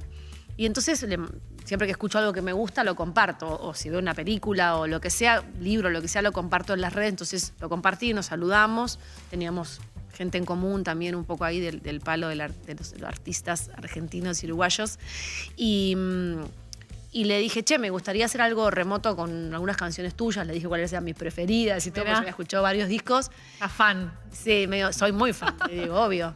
Y bueno, y después y ahí él me retrucó un poco la apuesta y me dijo, pero yo vi que vos escribís, ¿por qué no me mandás un par de letras a ver si le pongo música? Y eso fue como un... Qué bueno. Y aparte, No todo paramos. a la distancia. Toda la se produjo distancia. eso. Sí, toda la La pandemia tuvo algo de aceleración también de colaboraciones, ¿no? Porque de golpe nos animamos Sí, de a los vínculos hacer también, cruces, ¿no? claro, Como inesperados. quizás Total. en otro contexto más difícil. Me gustaba esta situación de estar escuchando que hablen bien de mí. Contanos tu versión, Yo Diego. soy muy fan de las personas No, que admiro, muy. Así no fue tal cual, fue tal cual. Fue una situación sorpresiva también, ¿no? Y salió bien. Creo que esa sorpresa se eliminó, se evaporó enseguida, ¿no? Pasó a ser una parte de nuestra cotidianidad. ¿No? Nos hicimos amigos al toque. Pero perdón, no sí. se habían visto, digo, porque Pasaron inicialmente meses. fue un vínculo virtual. Sí, Pasaron meses empezamos a hacer antes de vernos, canciones sí. de ida y vuelta con WhatsApp, con mails, o sea. Bueno. De hecho, tuvimos un repertorio que es el que grabamos para el primer trabajo, el primer disco, que lo hicimos a distancia, ¿no? Mirá. Ya lo teníamos hecho cuando nos conocimos. Y en un momento se abrió ahí un poco la frontera y entonces, bueno, en realidad teníamos ya varias canciones y Diego me dice, che, ¿te parece que las grabemos, que hagamos un EP de 6 temas? No, está loco, ni pedo, me falta un montón todavía, no. Me dijo, Y aparte no. era también, no sé, la duda o la pregunta en tu lugar de pasar hacia la Claro, música. me parecía como una falta de respeto, ¿Te además. ¿no? pasó Como eso? Como tener un cierto como grado de respeto, de decir, bueno, yo soy esto, una actriz. No, me sentí un poco dedicada a culposa eso. con otros músicos o músicas Y de repente, pero después me di cuenta que en realidad, bueno, yo, digamos, no, me parecía que era un prejuicio conmigo misma y también la admiración tiene que ver con la confianza. Entonces, admirarlo a Diego, también dándome cuenta que es una persona coherente, porque además no solamente coincidimos en lo artístico, sino algo de nuestras formas de ser, nuestra generación, nos hicimos muy amigos y trabajamos de manera, no sé, se arma una sinergia muy fácil, ¿no? Por eso prontamente pudimos armar un EP. Y entonces también me parecía una persona coherente. Claro, si él te lo proponía era porque había algo ahí. Ahí cuando él me dijo, no, pero las canciones están bien, están para grabar, ¿no? Yo no voy a acelerar nada, pues no estoy apurado, pero están. Bueno, y puso a disposición un poco, abrió las puertas de Bizarro Producciones, que es una de las discográficas más importantes de Uruguay. Ellos se coparon con el material porque ya lo producían a Diego en su banda como solista, etcétera, y un montón de bandas muy importantes allá. Y se coparon y bueno, y cuando se abrió la frontera crucé y Diego fue grabando con los músicos por separado, obviamente, y yo llegué, estaba todo armado y en dos días así largos grabamos las voces de los 6 temas. O sea que es una banda no son uruguaya. todas letras mías, ¿no? Algunas son de Diego, inclusive hay una canción que le vamos a cantar hoy que es Beso, que es la segunda canción del primer disco, que fue una canción que Diego escribió para que cantara una mujer en algún momento de su vida y bueno, cuando apareció el dúo, se completó. Digo que es una banda uruguaya, entonces, o sea, armarla para el vivo es, son músicos uruguayos, o tienen también un formato para tocar aquí con músicos. Es una pregunta muy atinada porque este sábado. Es una pregunta de gestor, ¿te das cuenta? Yo estoy ahí pensando cómo hace un gestor cultural. A ver, el buquebús, ¿cuánto cuesta el buquebús? Bueno, de hecho vamos a estrenar una banda, digamos, formada por músicos argentinos este sábado. Muy bien. Porque es un quinteto. Exactamente. ¿Y este sábado dónde se los puede escuchar? En el Morán. En el Centro Cultural Morán. Sí. Muy linda sala. Sí, muy linda sala. Bueno, justamente vos nombrás, en realidad nosotros también agradecemos mucho a Colonia Express, porque gracias a Colonia Express que tenemos un arreglo con ellos. Hay un ida y vuelta. Hay un ida y vuelta también nos facilita un montón. Pero para llevar y traer la banda, lo hicimos el año pasado para poder presentar el segundo disco, el LP, digamos, Río, que es el último. Lo hicimos porque queríamos presentarlo acá con los músicos uruguayos, que son fantásticos, que son los que graban nuestros discos. Y también algunos trabajan con Diego en otros proyectos. Y bueno, los trajimos como por primera vez para poder debutar acá, pero en realidad necesitamos una banda de este lado y armamos esta banda que estamos muy felices porque tenemos a Carolina Flechner, baterista de Me Darás Mil Hijos, tocando con nosotros, a Juan Ravioli, productor, cantautor, que además es medio nuestro productor y amigo de este lado también, ha producido canciones con nosotros de este lado, junto con, ¿no? en unísono con Bizarro. Y a Nahuel Roth, que viene más quizás del palo del tango y demás, pero también la verdad que es una banda hermosa. Ahí tenemos una linda banda y esta es la fecha que viene, en el Morán. Exacto. Este último disco tiene todos temas de ustedes, salvo un cover, digamos. Dos covers, homenajes. Okay. Yo escuché uno de Gabo Ferro. Exactamente. De Cita Rosa. Exacto. Hay uno de Cita Rosa, mirá. Sí, la canción quiere de Cita Rosa y... Somos un equipo, ¿no? Sí, Muy bien. Son un dúo también. Yo creo que pueden trabajar juntos.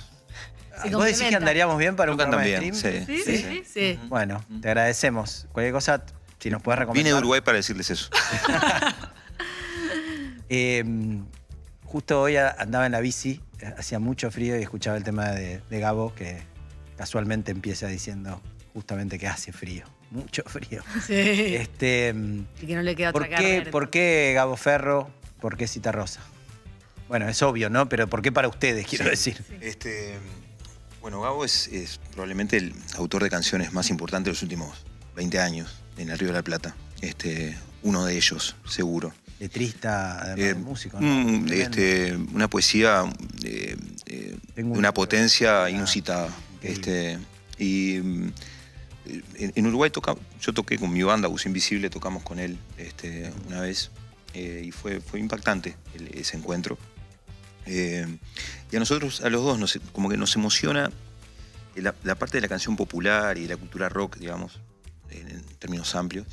La que está más relacionada con lo poético, ¿no? con el peso poético. Desde Leonard Cohen hasta bueno, Eduardo Jans y Gabo. Y Cita Rosa, sin duda. Nos metimos también a hacer una versión de Cita Rosa, que es como, de alguna manera, como si se puede resumir el espíritu de lo uruguayo, digamos, está encarnada en la voz de Citarrosa. Mira. Que a su vez conecta con... Cruzó Citarrosa el charco, así que también conecta con ese. Sí, nos pasó una vez que Sin en un show estábamos y había una mujer en la primera fila y Diego dijo, bueno, nuestro artista uruguayo, Citarrosa, y la mujer que claramente era argentina dijo, bueno, pero también es nuestro, pero con un sentimiento, enojada, pero por el sentimiento, diciendo nosotros también. Y es verdad que acá en Argentina Citarrosa es, ¿no? Está ahí cerquita de Atahualpa, qué sé yo. Totalmente. Sí, tenemos para pelearnos entonces, como con Gardel. No nos peleemos más, es de los dos. ¿Qué? Sí, totalmente. ¿Y Gardel? ¿De Tacuarembó, de París, de Buenos No Aires? importa, ¿no? No importa. No, por Bueno, quizás supuesto que el no. dúo de ustedes viene a surcir de una vez para siempre. Esa es nuestra ambición. La tercera orilla, sí, totalmente. La tercera orilla. Sí, así estamos como estamos gracias a una grieta. Bueno, no vayamos para ahí. Pero no lo digo por la Cosas grieta de hermosas. ahora, de la coyuntura Las de ahora, grietas. por las grietas. Las grietas. Hay algo de, o sea, suena naif, pero es la realidad. Yo creo que hoy la empatía y la ternura y la parte, digamos, más de la utopía, digamos, imposible, como decía un poco Galeano, es necesario porque en realidad ahí está el secreto, ¿no? Es en las polarizaciones está el problema. Justamente a nosotros nos conmueven los artistas que hablan de ese lugar, de ese punto medio tan gris y tan difícil, ¿no? Porque ahí está el conflicto, ahí está el arte. Si todo fuera blanco-negro, ¿dónde está el conflicto? ¿Dónde está el arte? El arte en cualquier situación, no solamente en lo artístico, una canción, sino también en el de ustedes, ¿no? En pensar, o bueno, vos escribís, digo, ¿no? Como la creación tiene que ver con eso, también con un conflicto, y hay que amar ahí, meterse ahí, si no es como muy difícil. Hermoso. Sí, tenemos muchas ganas de escucharlos, si nos hacen el honor de poder tocar aquí en el living de esta nave espacial, que como ven tiene ese paisaje hermoso. Hermoso. Que va a estar también con ustedes ahora cuando Ustedes van a ir al living de la nave. Bárbaro. Ahora. Vamos. Y mientras nos preparamos entonces para escuchar a este dúo maravilloso. Tenemos ganadores, ganadoras. Sí, es como el vermú que se me... De la consigna, y voy a leer entonces. Ed R. nos cuenta, el hecho de la vida real que me parece de ciencia ficción es que un presidente haya clonado a sus perros, mezcla de ciencia ficción y horror. No podemos salir de ahí, ¿no? Hay como una cosa La realidad nos supera. Sí, la realidad nos supera. ¿Tenés ahí? Leo yo, si no... Sí, dale. Lula dice, rescataría como de ciencia ficción a muchos de los bichos del monte chaqueño, las cucarachas del agua, los toritos, los múltiples Hermoso, carabajos. me encanta parece eso. una belleza Me eso, y encanta. efectivamente, sobre todo para quienes somos de la ciudad, salimos 30 metros de la ciudad y nos encontramos con la maravilla, así como indescriptible, pero está ahí. Así que Lula, gracias por traernos esa imagen. Y el último, Martín Caro, por Instagram, nos dice que cuando los subtes se frenan a medio camino y hay que ir por el túnel, siento que va a pasar algo. Hay Bueno, una por lo hermosa pronto- película que se llama Moebius que habla Sí, de eso. Re. Total, Es una y gran además película. es una situación recurrente en las pesadillas así distópicas o el De los inicio de porteños, las querés películas. decir. No iba a hablar de eso en particular, pero decilo vos, no hay ningún problema. Este es un programa plural, así que podemos hablar de lo que vos Es quieras. una pesadilla de los porteños. Bueno, pueden escribir un mail a hola@picnicextraterrestre.com para que reciban las instrucciones de cómo retirar los libros que han ganado el día de la fecha. Y Sí, sin más... sin más no. Quería dos cosas decir, Ah, porque bueno, hoy perdón, no te hicimos cortaba. agenda de ningún tipo. No. Y el domingo fui a ver una obra muy linda, vienen las vacaciones de invierno, Es así cierto. que a ti particularmente te quiero recomendar, bueno, porque a quienes son madres, padres madres. y tienen las vacaciones de invierno por delante, vi El zorro, el labrador y el buen hombre en Me el encanta. Necesito que me recomiendes Bueno, por eso, obras acá, para el en vivo los y en niños. directo. Porque no tengo tiempo de buscar, así Bueno. que me viene bárbaro tu Y recomendación. en la autoexplotación que mencionaba nuestro amigo Octavio, en mi Instagram voy a estar haciendo mucho eso en las vacaciones de invierno, autoexplotándome para tu beneficio. Gracias. En cualquier caso, El zorro, el labrador y el buen hombre en el Teatro del Pueblo, una sala emblemática ahora en su sede de Almagro. Esta es una obra de Pablo Gorlero, me encantó, muy bonita, la vimos el domingo a la tarde, así que bueno, búsquenla en la alternativa teatral, Vamos. que es donde se busca todo, pero muy recomendada. Y también este ciclo que mencionaba antes, donde la había Nora Lezano, pero hay muchas otras obras aquí cerca en Fundación Cazadores. No es para niños, pero está muy bien. Quería mencionarlo porque nada, me parecía que era destacable. Y nada, para finalizar, hay una invitación que me llegó, un homenaje a Edgardo Kosarinsky, que murió hace poco. Hace muy poquito. Los libros y la calle. Esto se va a hacer en una librería, La Libre, el domingo 14 de julio, 5 de la tarde. Hay mucha Una muy gente linda librería de San Telmo. participando allí, leyendo textos de Kosarinsky, así que queda hecha la invitación. Bueno, vamos a escucharlos. Vamos a darnos el placer de escuchar este puente cultural argentino-uruguayo con Julieta Díaz y Diego Presa. Gracias por estar.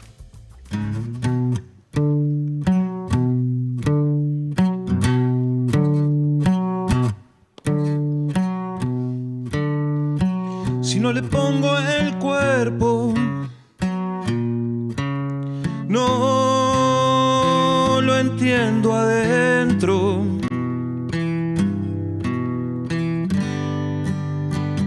Si no lo vivo, no lo puedo amar.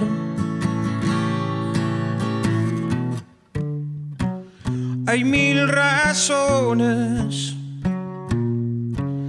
para dudar.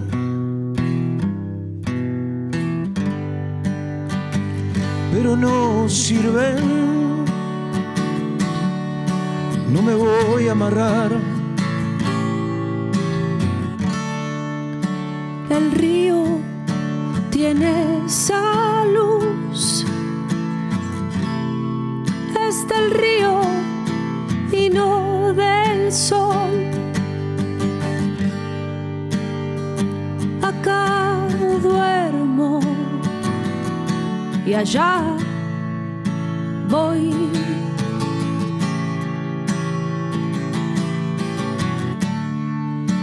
El río tiene esa luz, es del río y no del sol. Acá duermo y allá voy.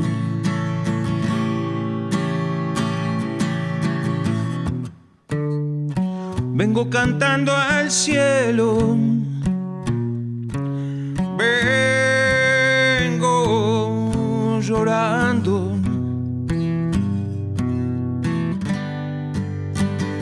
Casi sin rumbo,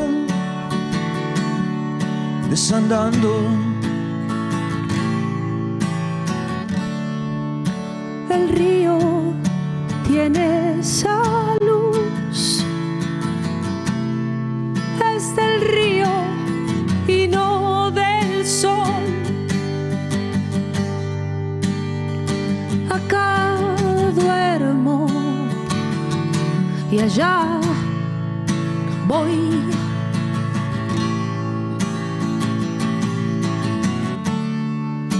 El río tiene esa luz, es del río y no del sol. Acá duermo y allá voy.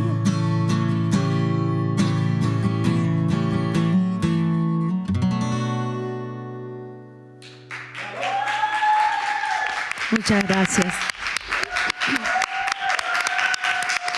Qué público, muchas gracias. Muchas gracias.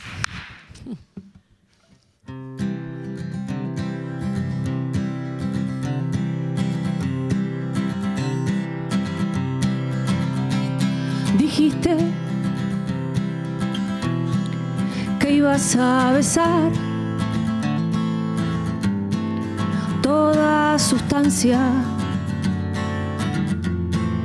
toda sustancia.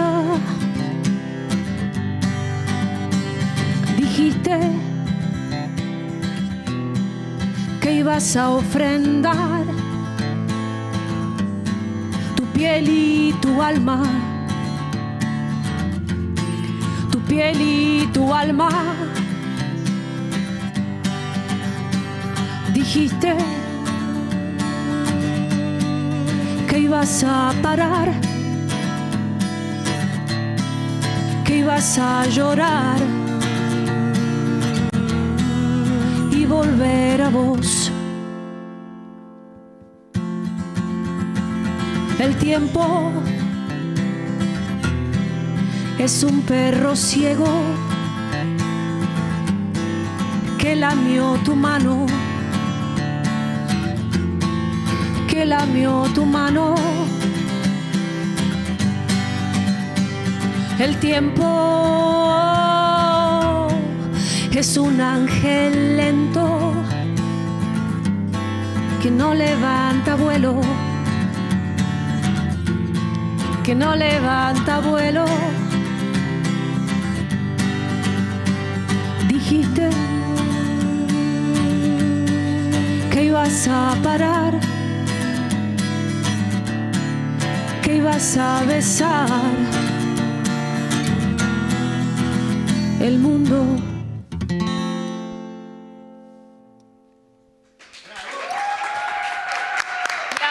Muchas gracias, gracias.